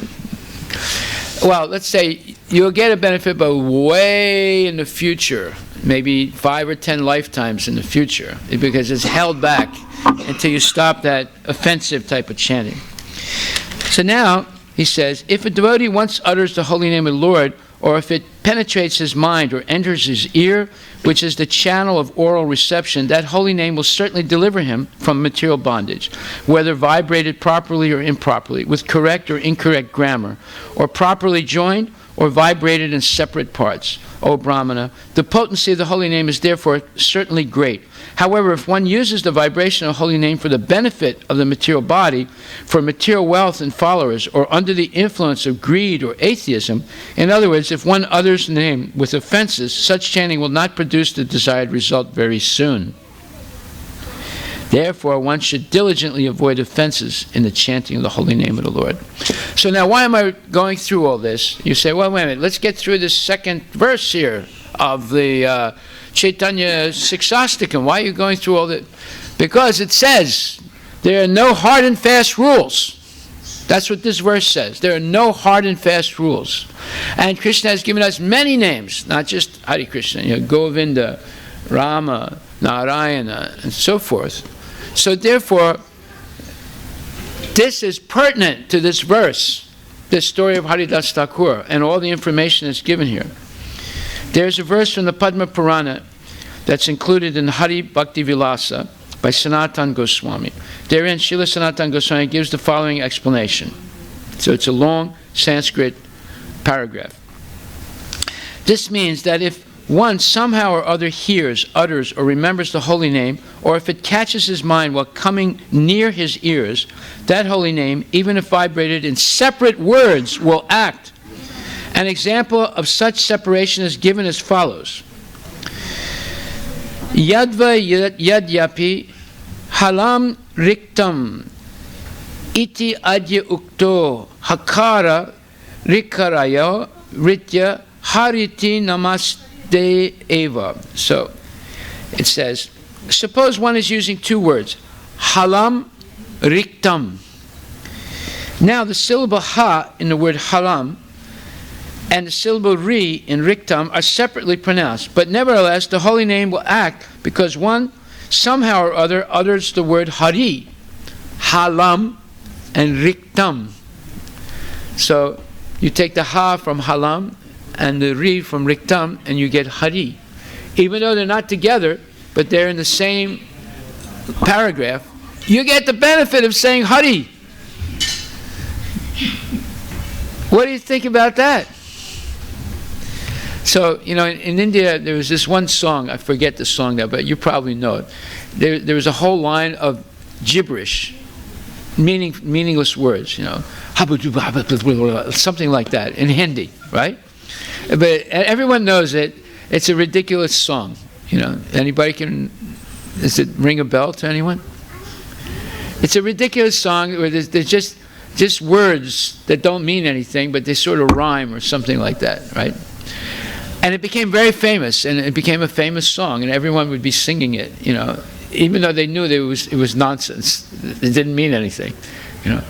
So I was saying, why don't we make up a song like that with meaningless words, but you know, they would be saying like this, halam riktam, right? So they say hari, and they say, let's say, for example, something else, Krishna, right? So, and then people would just sing it. It doesn't mean anything to them, but it's just rhyming words that sound good. Do you know what that song is? Does anyone remember what it is? The last time I spoke about this, someone picked it up right away and told me what it was. Okay, anyway, you can do a little research. Navikishore can do the research and find this nonsense song that was a famous hit in Hindi.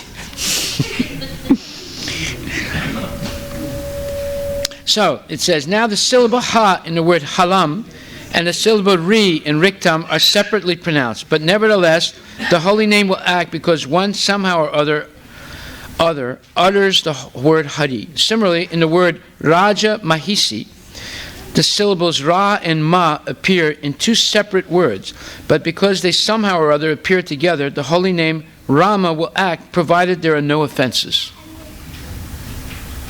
Okay.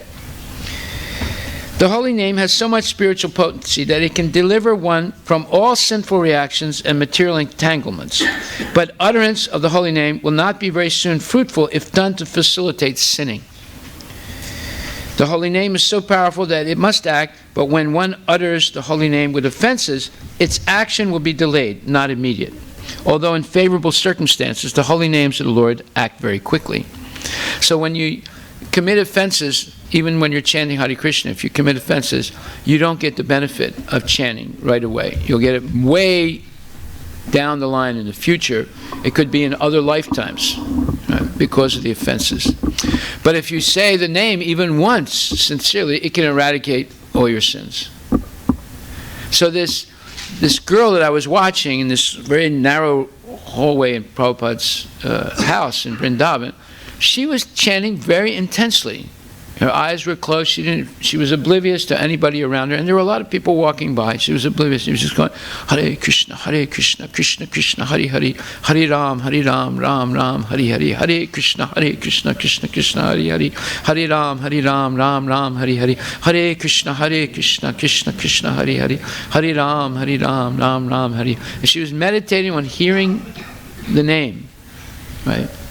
That is the purpose why Prabhupada built that temple in Vrindavan. So people come there and chant like that intensely, with nothing else in their mind than simply hearing the name of Krishna. Namacharya Haridas Thakur continued, if one offenselessly utters the holy name even imperfectly, one can be freed from all the results of sinful life.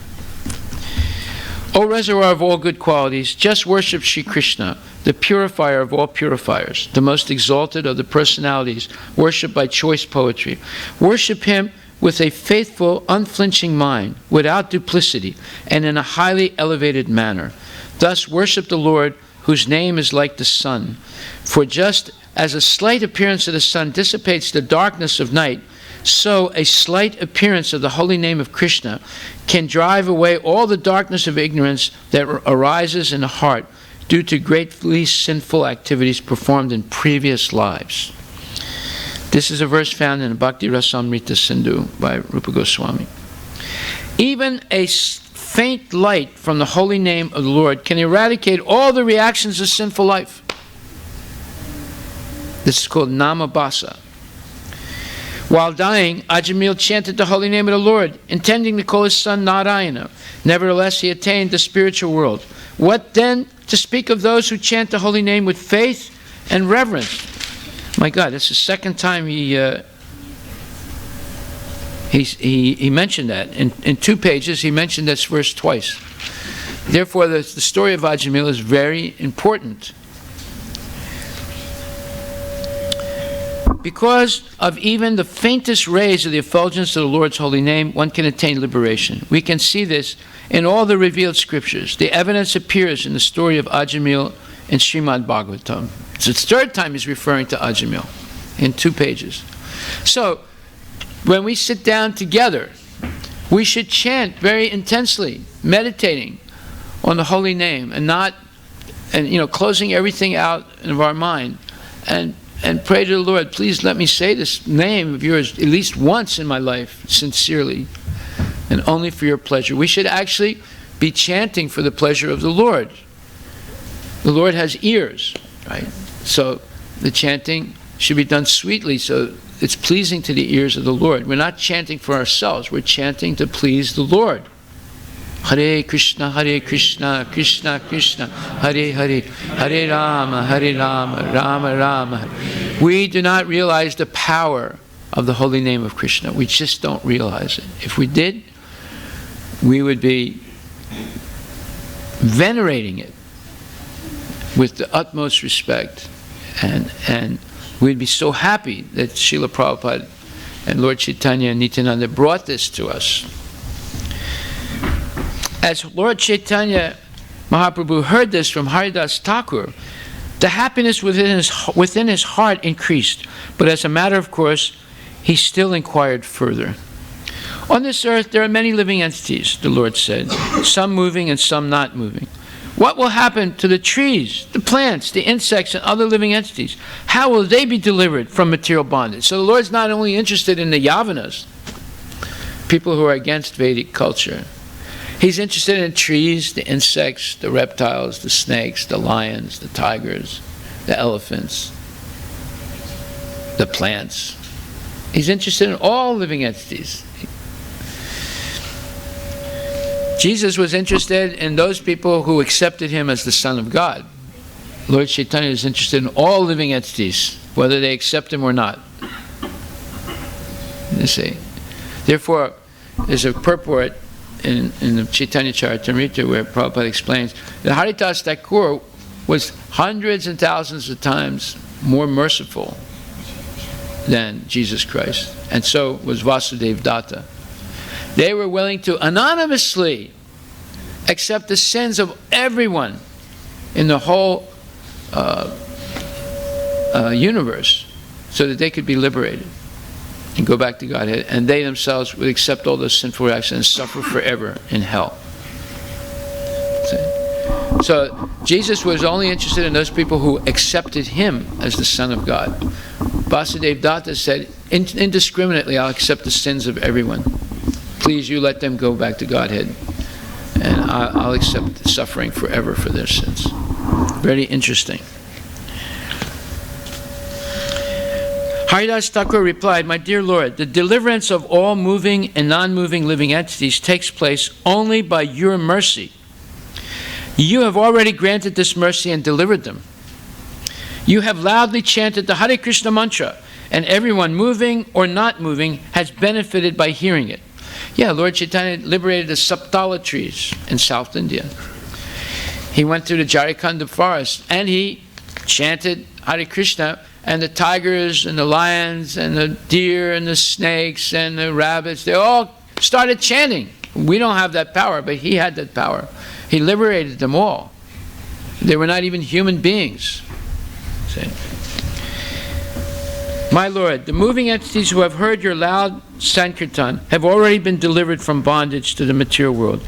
And after the non-moving living entities, like trees, hear it, there is an echo. So, if you're up in a mountain, let's say you go up on Mount Sai, and you go, Hare Krishna, and you'll hear it echoed, Hare Krishna, Hare Krishna, Hare Krishna. It's bouncing back from the mountains and the trees. So he said, when you hear the echo of the Hare Krishna mantra, it's bouncing back from the trees and the mountains. That means they're participating in the kirtan. What a nice vision, isn't it? It's a different way of looking at life, right? Actually, however, it is not an echo. It is the kirtana of the non-moving living beings. All this, although inconceivable, is possible by your mercy. When loud chanting of the Hare Krishna mantra is performed all over the world by those who follow your footsteps, all living entities, moving and non-moving, dance in ecstatic devotional love. So we see this on University Avenue, especially when there's more people chanting and the kirtan is enthusiastic. People come by, they start dancing, and say, hey, Hare Krishna! They start dancing like this, and they feel happy. Did you see this? You were going really slow, like it was a funeral, right? I kept telling you, go faster, faster, oh, okay. And then people come by and Hare Krishna, like that, right? Everyone gets happy when the devotees are happy. But if you get Hare Krishna, what time is it? Krishna, Krishna, Hare. What time is it now? Hare Krishna. They see that and they say, what is this? That's not inspiring. But when they see you really enthusiastic, and chanting loudly and dancing, and then it makes people happy. They also start chanting and dancing. It's infectious. It's just like Prabhupada tells about a film by Charlie Chaplin. Charlie Chaplin went to this very formal dance, and all the men had tuxedos, and women had these really nice dresses on, and they were playing the really slow music, and everyone was bored, and Charlie Chaplin was just sitting there like this, he was very bored, and so he decided to go to the bathroom. So he goes to the bathroom, and he sits down on the toilet. But when he gets up, I don't know, it might have been glue or something, or a nail. It rips off the back of his pants and his tuxedo. The whole thing gets ripped off, So he doesn't notice it right away, right? So, after fixes his bow tie and everything, then he goes back outside, and everyone's laughing, right? And he's looking around. Everyone's very formal, but they see, his underwear is showing, and the whole back of his pants are down, right? And then he finally, goes like this, and then he sees the whole, his pants are down, right? And he says, "Oh, the heck with it!" So he goes up to some lady, she's very, proper lady, nicely does say, "You want to dance?" He says, "No, I don't want to." It's okay, great, let's dance. He grabs her, he says, "Oh, what's going on?" And they start dancing, and she likes it, right? After a little while, and they're dancing like crazy, and everyone else is looking, and they're having a good time. So all the men start ripping their pants off, and the women start ripping their clothes, and they all start dancing. Now Prabhupada tells this story, right? He saw this when he was a kid, right? So you see, you have to let your inhibitions go when you're chanting in public. Don't take your dhoti off or anything. But chant enthusiastically. That's the whole point. This is the Harinam Sankirtan. It's based on chant and be happy. If you chant and not happy and you go into public like that, and people say, "Oh my God, I'm not going to chant Hare Krishna. Look at that guy over there. He looks like, he just stepped in a sewer or something, and he feels sorry for himself. Come on. This is, Prabhupada said, I've come to make the hippies happy. Right? So, if you're actually feeling happy, then you'll chant happily and enthusiastically. And that is infectious. Other people will start dancing and chanting also. My dear Lord, all the incidents that took place while you were going to Vrindavan through the forest known as Jarikhanda have been related to me by your servant Balabhadra Bhattacharya. That's when all the animals started chanting Hare Krishna. When your devotee Vasudev Datta submitted his plea at your lotus feet for the deliverance of all living entities, you accepted. So we just spoke about Vasudev Datta. He said, give me the sins of all the people in this universe. Let them go back to Godhead. So Prabhupada, he says that, Vasudev Datta is more merciful than Jesus Christ. My dear Lord, you have accepted the form of a devotee just to deliver all the fallen souls of this world. You have preached a loud chanting of the Hare Krishna Mahamantra, and in this way freed all moving and non-moving living entities from material bondage. Sri Chaitanya Mahaprabhu replied, if all the living entities are liberated, the entire universe will be devoid of living beings. Harivilas Thakur said, my Lord, as long as you are situated within the material world, you will send to the spiritual sky all the developed moving and non-moving living entities in different species. Then again you will awaken the living entities who are not yet developed and engage them in activities. So he's saying, even if everyone in the universe goes back to Godhead, there's infinite number of other living entities. They'll just come in right away and fill up the void, so that the Sankirtan party goes on forever. Never ends, liberating people from the cycle of birth and death. In this way, all moving and non-moving living entities will come into existence, and the entire universe will be filled as it was previously. So Prabhupada says, while we are preaching, opposing elements sometimes argue, if all living entities were delivered by the Krishna consciousness movement, what would happen then? The universe would be devoid of living entities. In answer to this, we may say that in a prison, there are many prisoners, but if one thinks that the prison would be empty if all the prisoners adopted good behavior, he is incorrect. Even if all the prisoners within a jail are freed, other criminals will fill it again. Just like there's so much evidence of this. So many people have been freed from Guantanamo prison in Cuba. It's the United States prison for terrorists, right? But there's articles all the time. Prisoner liberated by Obama in 2012 is the leader of the ISIL in Yemen. They come out of prison after being in prison 7-8 years, right? And they go back right away to killing people and being terrorists. Yeah. So even if everyone was let out of prison, the prisons wouldn't be empty. They would be filled up again in a short time.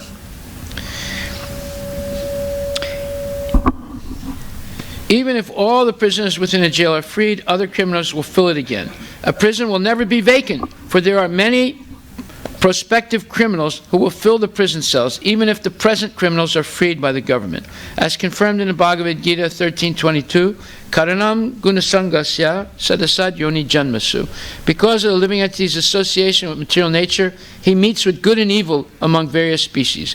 There are many unmanifested living entities covered by the mode of ignorance who will gradually come to the mode of passion. Most of them will become criminals because of their fruitive activities and again fill the prisons. That's an unfortunate factor. Previously, when Lord Ramachandra left this world, he took with him all the living entities of Ayodhya. Then he filled Ayodhya again with other living entities. My dear Lord, you have set a plan in motion by descending to the material world, but no one can understand how you are acting. Formerly, when Lord Krishna descended in Vrindavan, he freed all living entities in the universe from material existence in the same way. Krishna, the unborn Supreme Personality of Godhead, master of all masters and mystic power, delivers all living entities, moving and non-moving. Nothing is astonishing in the activities of the Lord. This is a quotation from the Srimad Bhagavatam 10:29-16. Although the Supreme Personality of Godhead may be seen, glorified, or remembered with an attitude of envy, he nevertheless awards the most confidential liberation, which is rarely achieved by the demigods and demons. What then can be said of those who are already fully engaged in devotional service to the Lord? So this is a quotation from the Vishnu Purana. Even, like, there's Ravana, there's Kamsa, there's Dantavakra. All these people acted like enemies of Krishna. He liberated them. Sisupala, he liberated all of them. So what can be said if you actually approach the Lord with love and devotion? By descending as an incarnation at Navadvip, you, just like Krishna, have already delivered all the living entities of the universe. One may say that he understands the glories of Sri Chaitanya Mahaprabhu. He may know whatever he may know, but as far as I am concerned, this is my conclusion. My dear Lord, your pastimes are just like an ocean of nectar. It is not possible for me to conceive how great that ocean is, or even to understand a drop of it. This is very similar to what Isaac Newton said. Isaac Newton is one of the greatest philosophers and scientists in the whole history of the world. And he said, we have hardly analyzed a few grains of sand in the ocean of knowledge. You see how humble he is. And he was very great. He's right up there. Einstein, Newton, they're on top level of scientists. He said, we've hardly scratched a few grains of rice, of sand in the ocean of knowledge. And Haridas Thakur is saying the same thing. Hearing all this, Sri Chaitanya Mahaprabhu was astonished. These are actually my confidential pastimes, he thought. How could Haridas have understood them? Greatly satisfied by the statements of Haridas Thakur, Sri Chaitanya Mahaprabhu embraced him. Outwardly, however, he avoided further discussions of these matters. Why? Because Haridas Thakur understands his internal motivations. Say, this is a characteristic of the Supreme Personality of Godhead. Although he wants to cover his opulence, he cannot do so before his devotees. This is well known everywhere. O my Lord, everything within the material nature is limited by time, space, and thought. Your characteristics, however, being unequaled and unsurpassed, are always transcendental to such limitations.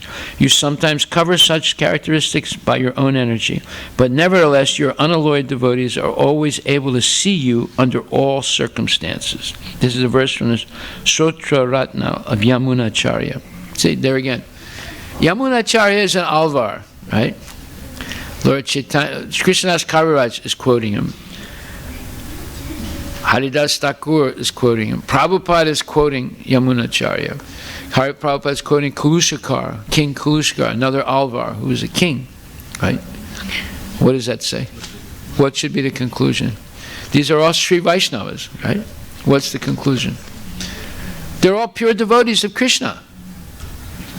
Doesn't matter they appeared in South India or they speak Tamil instead of Sanskrit or whatever. They're all pure devotees of Krishna. And the fact that they're being quoted by Krishnadas Kaviraj for most intimate realizations of Krishna means that they're on the top level of devotional service. Then Sri Chaitanya Mahaprabhu went to his personal devotees and began speaking about Haridas Thakur's transcendental qualities as if he had hundreds of mouths. See, now this is the point. Some people criticize it. They say, oh, you're deviating. You're going to open up a Balaji temple in Bellevue. That's deviation from ISKCON. Well, wait a minute. Why don't you ask why we're going to do it? We're going to do it in order to help the Sri Vaishnavas strictly follow their tradition. And what is strictly following their tradition? It's the Alvars, who are pure devotees of Krishna. And if you read the 5th chapter of the Adi Lila, you'll see this whole long explanation by Prabhupada saying that whether you approach the Lord as Vishnu, or Narayana, or Rama, or Krishna, they're all the same person. There's no difference. Therefore, sometimes he refers Krishnadas Kaviraj refers to Narayana. Sometimes he refers to Vishnu. Sometimes he mixes the two. But and sometimes he refers to Krishna as Vishnu. But there's no difference. It's the same person. To think that it's a different person or that one is less than the other is actually an offense. And Kali Yuga is a contaminating time.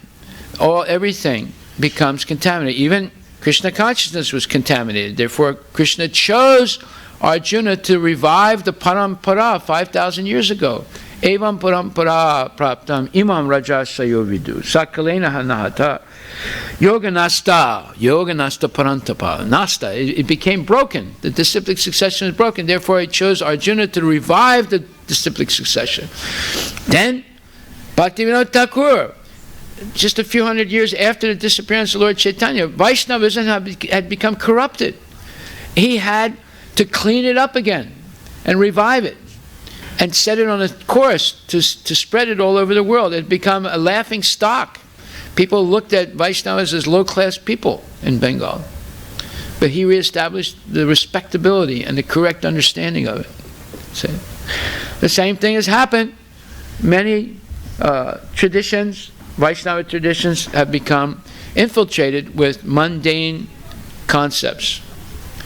And even if you go to the holiest places, the Divya Deshams, you'll see most of the things are all about Aishwarya. I forgot now the phrase. What are the blessings they give? Huh? Ayur, Arogya, Aishwarya, and there's a long list. Those are the first three, but there's a long list. All those are material goals. None of that's not pure devotion. But you make money like that, Ayur, Arogya, Aishwarya, and so forth. There's a whole lot. In fact, I would like to have the long list. If you can find it, give it to me. They run through a long list of benedictions.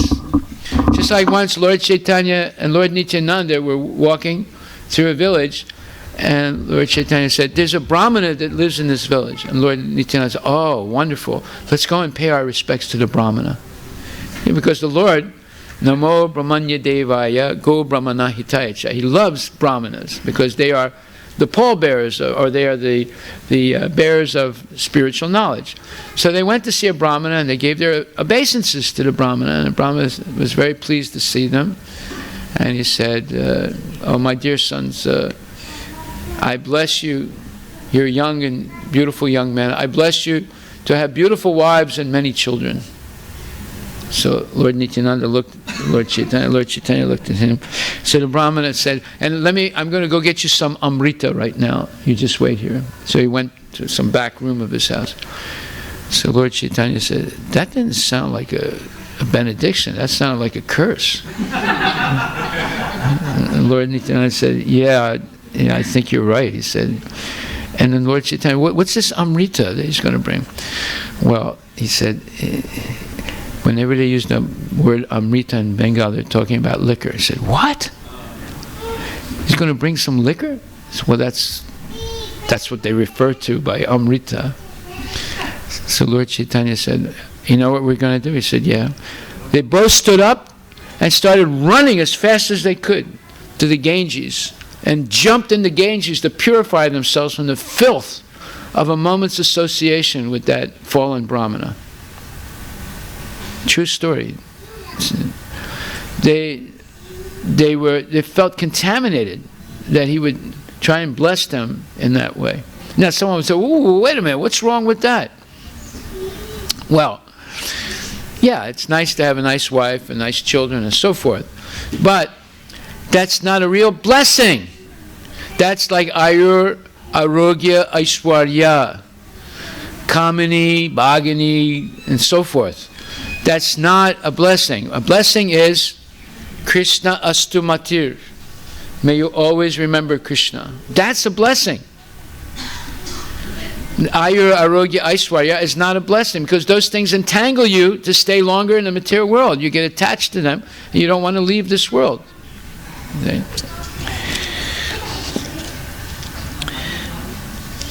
Lord Chaitanya derives great pleasure by glorifying his devotees, and among the devotees, Haridas Thakur is the foremost. Now, Haridas Thakur was born a Muslim, but yet he became Namacharya. Lord Chaitanya made him the Acharya of the holy name. That means there is no consideration of caste, education, economic situation, social position, family, etc. in Krishna consciousness. If someone is willing to follow the instructions of Lord Chaitanya, they're accepted.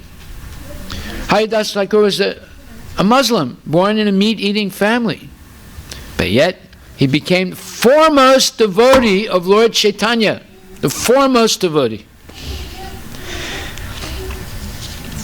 The transcendental qualities of Haridas Thakur are innumerable and unfathomable. One may describe a portion of them, but to count them all is impossible. Shri Shri Radha Nila Madhava Ki Jai. Nama Om Vishnu Padaya Krishna Prestaya Bhutali Shrimati Bhakti Vedanta Swami Tiname. Namaste Saraswati Devi Guravani Pacharani Visesa Sunyori Paskati Satarni. In the Chaitanya Mangala, Sri Vrindavan Das Thakur has described the attributes of Haridas Thakur to some extent. No one can describe all the qualities of Haridas Thakur. One may say something about them just to purify himself. O devotees of Sri Chaitanya Mahaprabhu, please hear something about the qualities of Haridas Thakur that Srila Vrindavan Das Thakur has not described in detail. After leaving his home, Haridas Thakur stayed for some time in the forest of Benapola. I visited that place. That's near Bangladesh. And it's a nice place, a small village. And there's a tributary of the Ganges there. We went swimming. I went swimming with Jai Pataka Maharaj in that river and the other devotees. And this is where Haridas Thakur used to stay. And he would chant Hare Krishna there. Haridas Thakur constructed a cottage in a solitary forest. There he planted a tulsi plant, and in the front of the tulsi he would chant the holy names of the Lord 300,000 times daily. He chanted throughout the entire day and night. In other words, it took him 23.5 hours to finish his rounds. And he had half an hour to take care of his body, maybe eat something, and bathe, and usually it's not enough time to sleep, so then he would start chanting again. He was a transcendental person. The village of Benapola is situated in the district of Yesohara, Jessore, which is now in Bangladesh.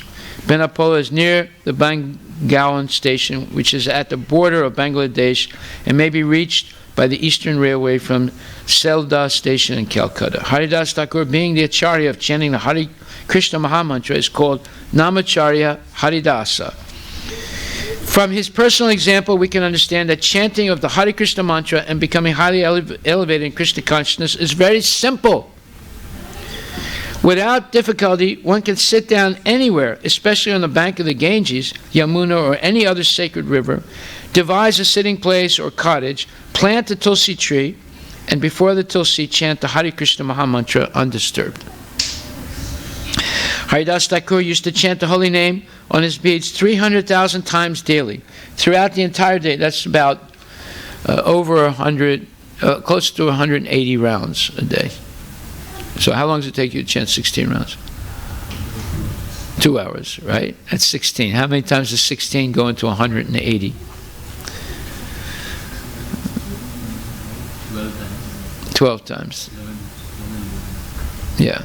So 12 times 2 is how much? So it takes you 24 hours, right? It took him 24 hours, right? It took him 23.5 hours to chant those rounds. We can, one should not, however, imitate Haridas Thakur, for no one else can chant the holy name 300,000 times a day. Such chanting is for the Mukta Purusha, or liberated soul. We can follow his example, however, by chanting 16 rounds of the Hare Krishna Mahamantra on beads every day and offering respect to the Tulsi plant. This is not at all difficult for anyone, and the process of chanting the Hare Krishna Mahamantra with a vow before the Tulsi plant has such great spiritual potency that simply by doing this, one can become spiritually strong. So every morning at, at 6 o'clock we have Tulsi Puja here. And then afterwards, we chant the Siksastakam and the 10 offenses of the holy name. And then we sit down and chant in front of Tulsi. Bingo! That's exactly what Haridas Thakur was doing. And look what happened to him.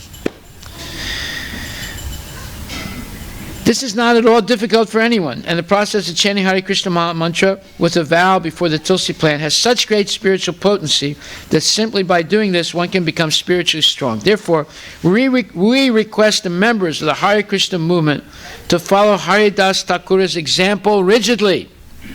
Chanting 16 rounds does not take much time, nor is offering respects to the Tulsi plant difficult. The process has immense spiritual potency. One should not miss this opportunity. Come to Mangalarati, Tulsi Puja, and chant in front of Tulsi. Wonderful opportunity. For his bodily maintenance, he would go to a Brahmana's house and beg some food. He was spiritually so influential that all the neighboring people worshipped him.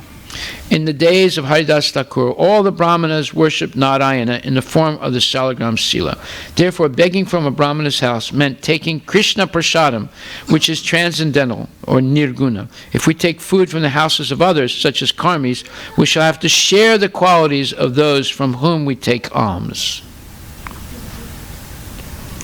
Therefore, Sri Chaitanya Mahaprabhu took prasadam in the houses of Vaishnavas. This is the general process. The members of the Krishna consciousness movement are advised not to take food from anywhere but a Vaishnava's or Brahmana's house where deity worship is performed. Sri Chaitanya Mahaprabhu has said, Vishayira ana kaile dustahaya mana. If a devotee takes alms or food from the house of a karmi who is simply interested in money, his mind will become unclean. We must always remember that a devotee's life is one of vairagya vidya, or renunciation and knowledge. Therefore, all devotees are warned not to live unnecessarily luxurious lives at the cost of others. Grihastas living within the jurisdiction of the temple must be especially careful not to imitate karmis by acquiring opulent clothing, food, and conveyances, meaning Mercedes and Lexus and Tesla and Lamborghini, which is not a type of pasta. It's one of the most expensive cars you can buy, more expensive. Or Bentley, or Rolls-Royce, etc. Grihastas living within the jurisdiction of the temple must be especially careful not to imitate karmis by acquiring opulent clothing, food, and conveyances. As far as possible, these should be avoided.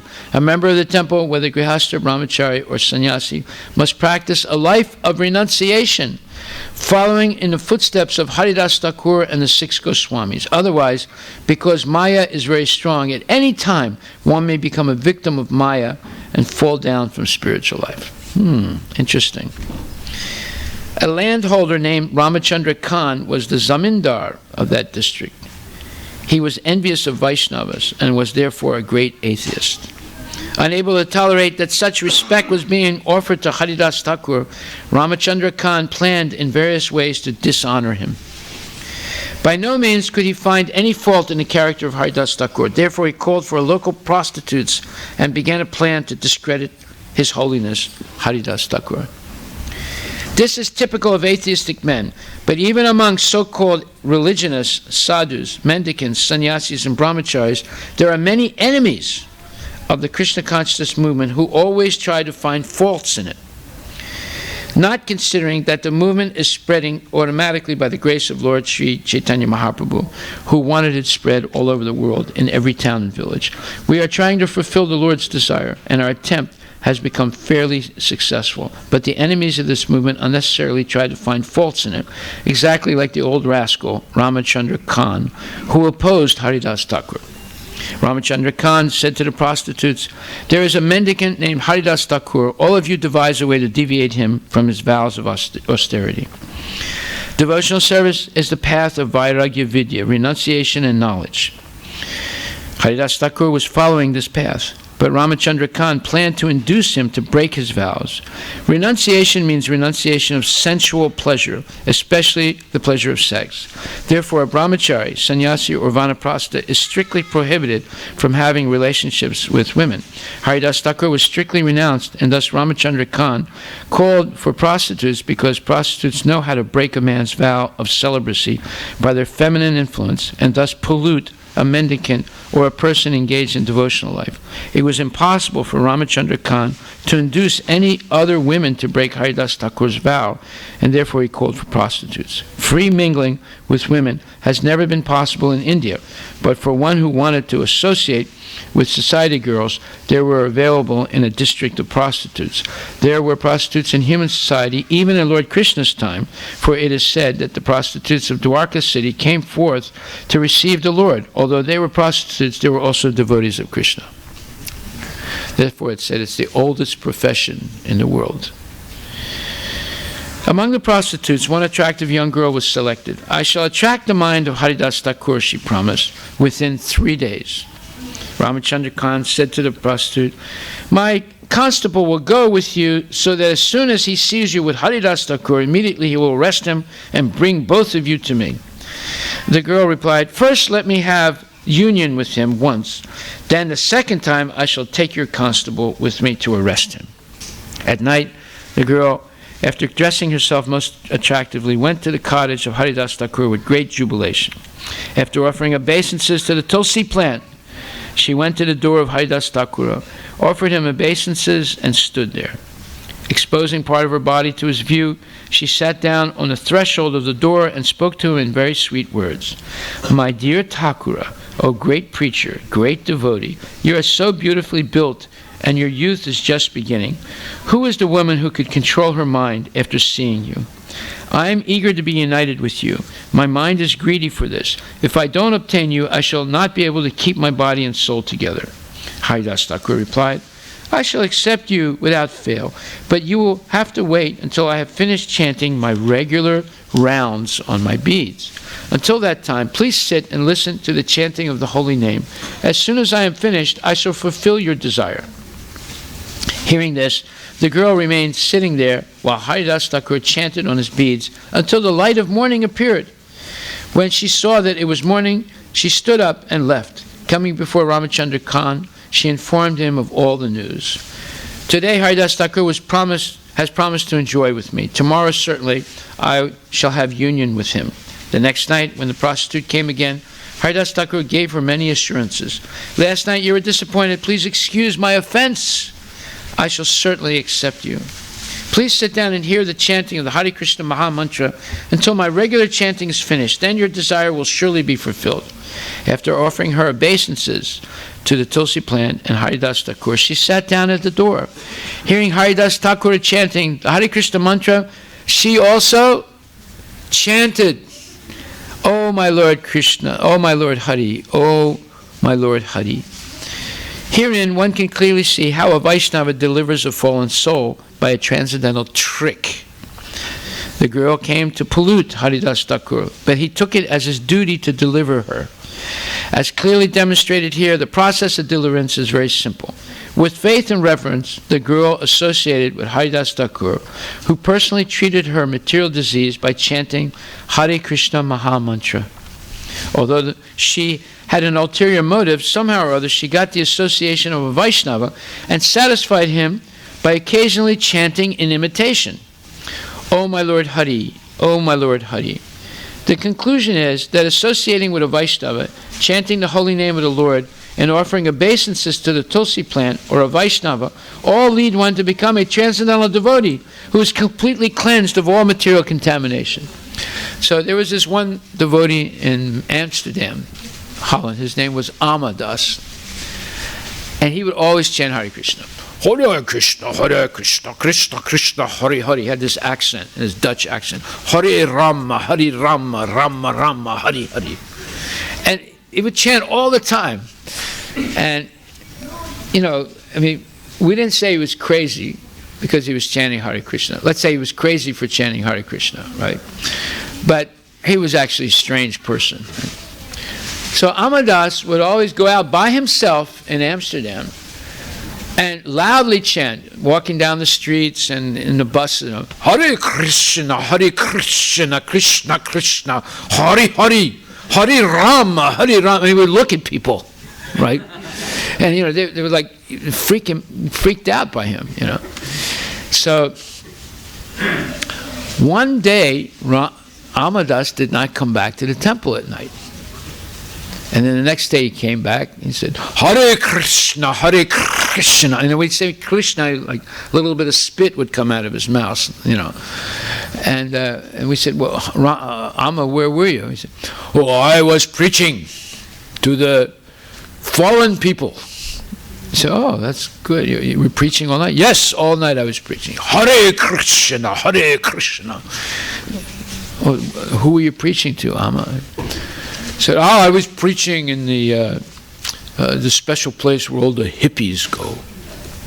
Well, see, in Amsterdam at that time, there was a place. It was a whole big building. All the hippies would go there, and they were allowed to smoke marijuana and take drugs, LSD. And it was open 24 hours a day. The city allowed that, you know. I forget the name of it now. It might come back to me. And it was a famous place. They have a place like that in Copenhagen also, but it's not just one building. It's a whole part of the city, you know, that was given to people by the state of Denmark. And inside that area, everyone can smoke and take drugs and do whatever they want, as long as they don't kill each other, right? So, so anyway, he said he spent the whole night there. So that was interesting because it's a place where everybody's taking drugs and doing all kinds of nonsense things. So we asked him, I said, well, Amma, what did you do? He said, what do you mean, what did I do? I said, well, what did you do there? Of course I chanted Hare Krishna, Krishna Krishna. I said, oh, okay. Did anyone else chant with you? Well, I was trying to convince them to chant. So, well, how did you convince them? Well, you know, you have to take some strategy. Okay, well, what was the strategy, Amma? Well, you know, I was saying chant Hare Krishna, and they were saying smoke marijuana. So, okay, Amma, what happened? Well, I said if you chant Hare Krishna, I will smoke marijuana. I said, really, Amma? He said, yes. I said, did you smoke marijuana? I said, yes. That was my strategy to get them to chant Hare Krishna. Well, Amma fell down after that. So that is not a strategy. Just like Prabhupada's saying, you know, you don't go to the house of meat eaters and accept food from them. Lord Chaitanya would go to the house of Vaishnavas and accept food from them, but not, you know, to meat eaters. Well, what do you do? Well, when I'm invited to people's houses and I know they eat meat, I'll say, well, you can give me some milk and fruit, and I'll offer it to Krishna. If you refuse everything, they get insulted. So, but we'll accept something that's not contaminated. But Amma, although all day long he would chant, he was serious about chanting, but he stepped over the line. You see, there is a line. You go over the line, you're in no man's land. You stay behind, you're still safe.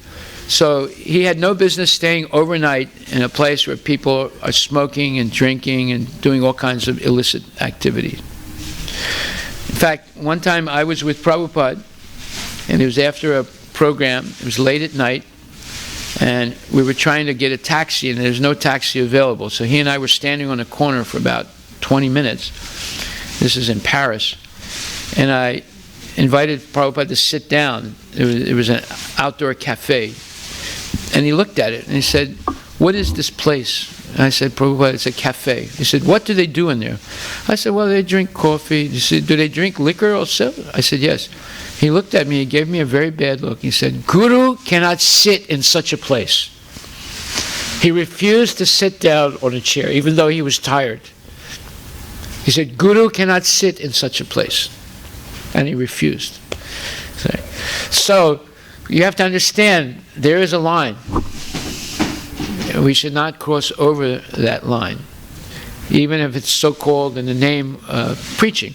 But you can adjust things intelligently, so that requires spiritual strength and intelligence, right? Okay. When the night came to an end, the prostitute was restless. Seeing this, Haridas Thakur spoke to her as follows. By the way, no one should imitate Haridas Thakur. He is a transcendently liberated person. What he did, we should not dare do. I know someone who did this, and he fell down. I'll tell that story a little bit later. You see, you don't have to make things up. You will see that reality is stranger than fiction. Reality is stranger than fiction. You can't imagine these things. If you stay long enough in Krishna consciousness, you will see everything. Things that you can't even believe could happen, but they'll happen when people deviate from the instructions of Krishna consciousness. I have vowed to chant 10 million names in a month. I have taken this vow, but now it is nearing its end. If one regularly chants 333,333 names daily for a month or 30 days, and then chants 10 more names, he will thus chant 10 million names. So he had made a vow of chanting about 173 rounds a day. But he also made a vow of chanting 10 million rounds in a month, which means 173 rounds plus another 10 names every month. So this happened to be the end of the month, and so he had a few more rounds to chant. But the girl was getting restless because this was the second night, and he was chanting the whole night, and daylight was coming again. In this way, a devotee worships the Supreme Personality Godhead. Such worship is called yagya.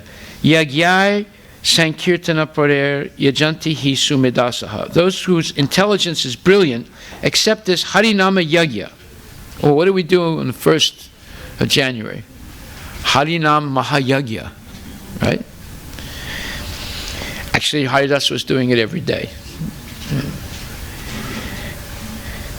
By performing this yagya, one satisfies the Supreme Personality Godhead and thus attains perfection in spiritual life. According to external vision, Haridas Thakur belonged to a Muslim family. Nevertheless, because he engaged himself in performing the yagya of chanting the Hare Krishna Mahamantra, he became a regularly initiated Brahmana, as stated in Srimad Bhagavatam 3:33-6. Even if a devotee comes from a family of dog-eaters, if he surrenders to the Personality of Godhead, he immediately becomes a qualified Brahmana and is immediately fit to perform yagya, whereas a person born in a family of Brahmanas has to wait until completing the reformatory processes before he may be called Sanskrita, purified. It is further said in the Srimad Bhagavatam 12:1-4, in the age of Kali, malechas, or low-born people who have not undergone the purifying process of samskara, who do not know how to apply that process in actual life, and who are covered by the modes of passion and ignorance, will take the posts of administrators. They will devour the citizens with their atheistic activities. A person who is not purified by the prescribed process of samskara is called asamskrita. But if one remains kriyahina, even after being purified by initiation, in other words, if one fails to actually apply the principles of purity in his life, he remains an unpurified malecha or yavana. On the other hand, we find that Haridas Thakur, although born in a malecha or yavana family, became Nama Acharya Haridas Thakur because he performed the Nama Yagya a minimum of 300,000 times every day. Herein we find that Haridas Thakur strictly followed his regulative principle of chanting 300,000 names. Thus, when the girl became restless, he informed her that first he had to finish his chanting and then he would be able to satisfy her. Actually, Haridas Thakur chanted the holy name of the Lord for 3 nights continuously and gave the girl a chance to hear him. Thus she became purified, as will be seen in the following verses. I thought that today I would be able to finish my performance of Yagya, my chanting of the Hare Krishna mantra. I tried my best to chant the holy name all night, but I still did not finish. Tomorrow I will surely finish, and my vow will be fulfilled. Then it will be possible for me to enjoy with you in full freedom. Haridas Thakur never wanted to enjoy the girl, but he tricked her to deliver her by giving her a chance to hear the holy name of the Lord while he chanted. Pure devotees chant the Hare Krishna mantra, and simply by hearing this chanting from a purified, transcendental person, one is purified of all sinful activities, no matter how low-born or fallen one may be. As soon as one is thus completely free from the reactions of sinful activities, he is eligible to render devotional service to the Lord. This is the process for engaging the fallen souls in devotional service. As Lord Krishna says in Bhagavad Gita, Yesam Twantagatam Papam Jananam Punyakarmanam Te Dvandva Mohanir Makta Bhajanti Mam Dritavataha. Persons who have acted piously in previous lives and in this life, and whose sinful actions are completely eradicated, are freed from the duality of delusion, and they engage themselves in my service with determination. The girl returned to Ramachandra Khan and informed him of what had happened. The next day she came earlier, at the beginning of the evening, and stayed with Haridas Thakur. After offering obeisances to the tulsi plant and Haridas Thakur, she sat down on the threshold of the room. Thus she began to hear Haridas Thakur's chanting, and she also personally chanted Hari Hari, the holy name of the Lord. Today it will be possible for me to finish my chanting, Haridas Thakur informed her. Then I shall satisfy all your desires. The night ended while Haridas Thakur was chanting, but by his association the mind of the girl had changed. The girl, now purified, fell at the lotus feet of Haridas Thakur and confessed that Ramachandra Khan had appointed her to pollute him. Because I have taken the profession of an unclean or an unchaste woman, she said, I have performed unlimited sinful acts. My Lord, be merciful to me, deliver my fallen soul. Haridas Thakur replied, I know everything about the conspiracy of Ramachandra Khan. He is nothing but an ignorant fool. Therefore his activities do not make me feel unhappy. On the very day Ramachandra Khan was planning his intrigue against me, I would have left this place immediately. But because you came to me, I stayed here for 3 days to deliver you. The girl said, kindly act as my spiritual master. Instruct me in my duty, by which I can get relief from material existence. Haridas Thakur replied, immediately go home and distribute to the Brahmanas whatever property you have. Then come back to this room and stay here forever in Krishna consciousness. Haridas Thakur's instruction that the girl should distribute to the Brahmanas all the property she had at home is very significant. Haridas Thakur never advised the girl to give charity to the so-called Daridra Narayanas, the poor Narayanas, or any other such person. According to Vedic civilization, charity should be given only to the qualified Brahmanas, as stated in Bhagavad Gita, Samaham tapasocham shantirajam evacha jnanam vijnanam astikam brahmakarma swabhavajam. The Brahminical qualifications are truthfulness, control of the senses and mind, tolerance, simplicity, knowledge, practical application of transcendental knowledge in one's life, and full faith in the Supreme Personality of Godhead. Persons engaged in pursuing spiritual understanding have no time to earn their livelihood. They depend completely on the mercy of the Lord, who says in the Bhagavad Gita 9:22 that he personally carries to them all their necessities. Yogashemam Vahamyaham. The Vedic civilization recommends that one give charity to Brahmanas and sannyasis, not to the so-called Daridra Narayanas. Narayana cannot be Daridra, nor can Daridra be Narayana, for these are the contradictory terms. Atheistic men invent such concoctions and preach them to fools, but charity should actually be given to Brahmanas and sannyasis because whatever money they get, they spend for Krishna. Whatever charity one gives to a Brahmana goes to Krishna, who says in a Bhagavad Gita 9:27, Yat karosi yadasnasi yat johosi dadasi yat tapasyasi konteya tat kurusva madarpanam. Whatever you do, whatever you eat, whatever you offer or give away, and whatever austerities you perform, do that, O son of Kunti, as an offering to me. Everything actually belongs to Krishna, but so-called civilized men unfortunately think that everything belongs to them. This is the mistake of materialistic civilization. The girl, Vaishya, had earned money by questionable means, and therefore Haridas Thakur advised her to distribute to the Brahmanas whatever she possessed. When Srila Rupa Goswami retired from family life, he distributed 50% of his income to the Brahmanas and Vaishnavas. A Brahmana knows what the absolute truth is, and a Vaishnava, knowing the absolute truth, acts on behalf of the absolute truth, the Supreme Personality of Godhead. Generally, one earns money by many questionable means. Therefore, at some time, one should retire and distribute whatever one has to the Brahmanas and Vaishnavas who engage in devotional service by preaching the glories of the Supreme Personality of Godhead. Then Haridas Thakur tells the girl, chant the Hare Krishna mantra continuously and render service to the Tulsi plant by watering her and offering prayers to her. In this way, you will very soon get the opportunity to be sheltered at the lotus feet of Krishna. So we'll stop right here. This whole story is the meaning of Nam Namakari Bahuda Nija Sarva Saktis Tatrapita Niyamitak Smaranina Kala Etadrisi Tava Kripa Bhagavan Mamapi Durdaivam Drisi Samihajani Nanuraga. And this says, O my Lord, your holy name alone can render all benediction to living beings. And thus you have hundreds and millions of names like Krishna and Govinda. In these transcendental names, you have invested all your transcendental energies. There are not even hard and fast rules for chanting these names. O my Lord, out of kindness, you enable us to easily approach you by your holy names, but I am so unfortunate that I have no attraction for them. So, this is Lord Chaitanya's prayer, and that doesn't mean that he has no attraction. He's taking our position. We have no attraction, therefore we remain unfortunate. But if we have the association of devotees, we will have attraction to chanting, because we'll hear about the glories of the holy name. And when you understand the glories of the holy name, then you say, hey, I should do this. It's good for me, and it's good for others. And I'll also go out on Sankirtan and chant loudly, Hare Krishna, Krishna Krishna, Hare Hare, Hare Rama, Rama Rama. Because I want to do good not only to myself, I want to do good to others also. So I will distribute the holy name, and I'll distribute prasadam, and I'll distribute Prabhupada's books. This is the best way to help society. So are there any questions anyone would like to ask?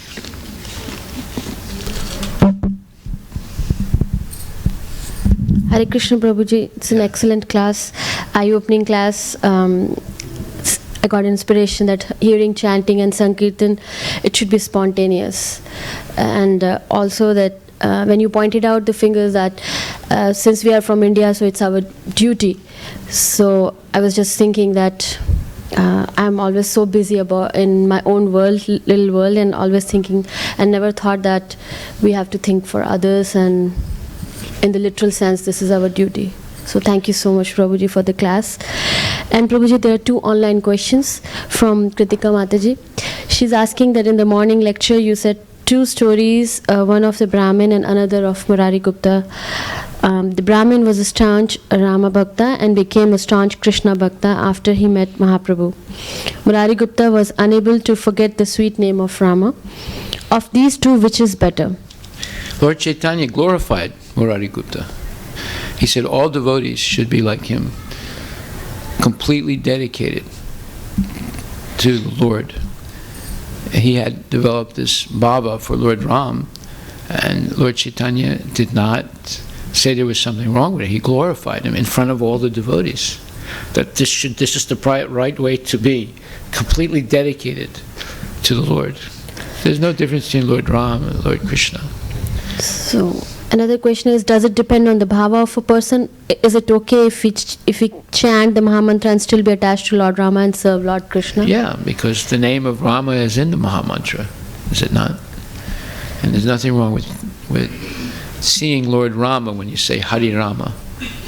Then you have the story of from the Nishinga Purana of the Malecha Yavana who said Haram, and he was liberated because he got the benefit of saying Hari Ram. Or when you say a sentence like Halam Riktika, so you're saying Hari, Halam, not Haram, but Halam Riktika. So you're getting the benefit of saying Hari, because it's in the same sentence, and you have Ha and you have Ri in the same sentence. You get the benefit of saying Hari. That's how powerful and merciful the name of Krishna is. So she has another question. Is wearing tulsi bead an indication that our body belongs to the Lord? Well, we told the story this morning that Sanatana Goswami wanted to commit suicide.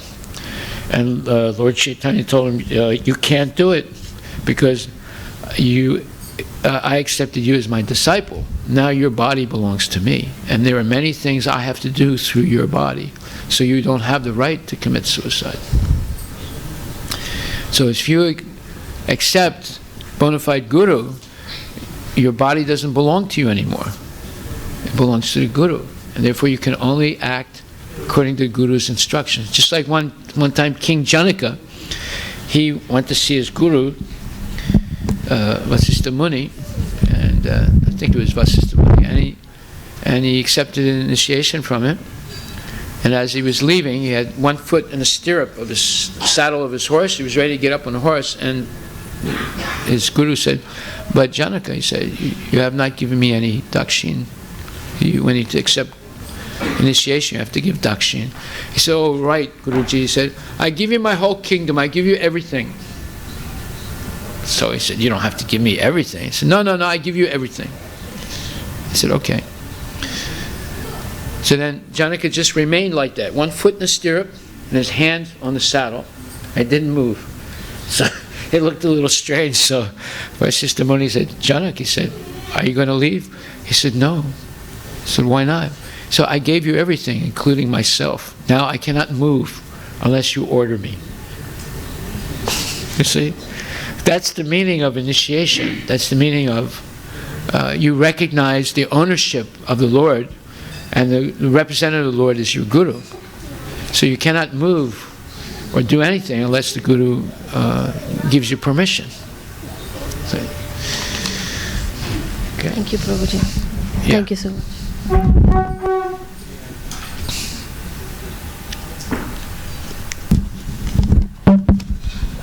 So, Prabhu, thank you for your wonderful class. This is not question, just I wanted to share one of the pastime as you were saying, sharing your Vrindavan visit and were in Prabhupada room, you saw the chanting with the reverence and great faith. So I was hearing one of the Prabhupada disciples lecture on ISKCON Desiratory regarding Chaitanya Mahaprabhu's and association with Srivas Thakur. And Srivas Thakur and his family was doing kirtan every day in a home, morning, afternoon and evening. And Chaitanya Mahaprabhu came to Srivas Thakur's home to inquire what you do for your living. What you do, and Chaitanya Mahaprabhu asked few times, and then Srivas Thakur described like, I just chant Hare Krishna with that great faith that Krishna takes care of our family. So that was really inspiring. And then in that lecture somebody asked question, how as a grahastha we can follow that? And then the answer we got like, we cannot imitate great acharyas, but we can follow the footsteps of those, how they have chanted the Krishna's name with that great faith, surrendering to him that he will take care of sustainment of your livings. Okay, well, you can ask me that question in private, I'll tell you also. Sure, thank you.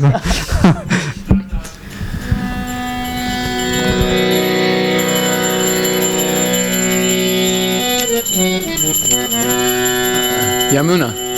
You want to lead the Aarti? No?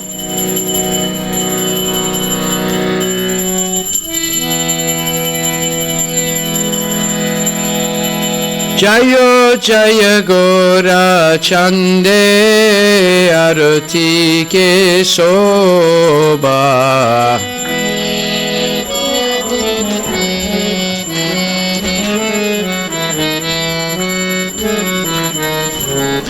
Jana Vita Tavane Jagamana Loba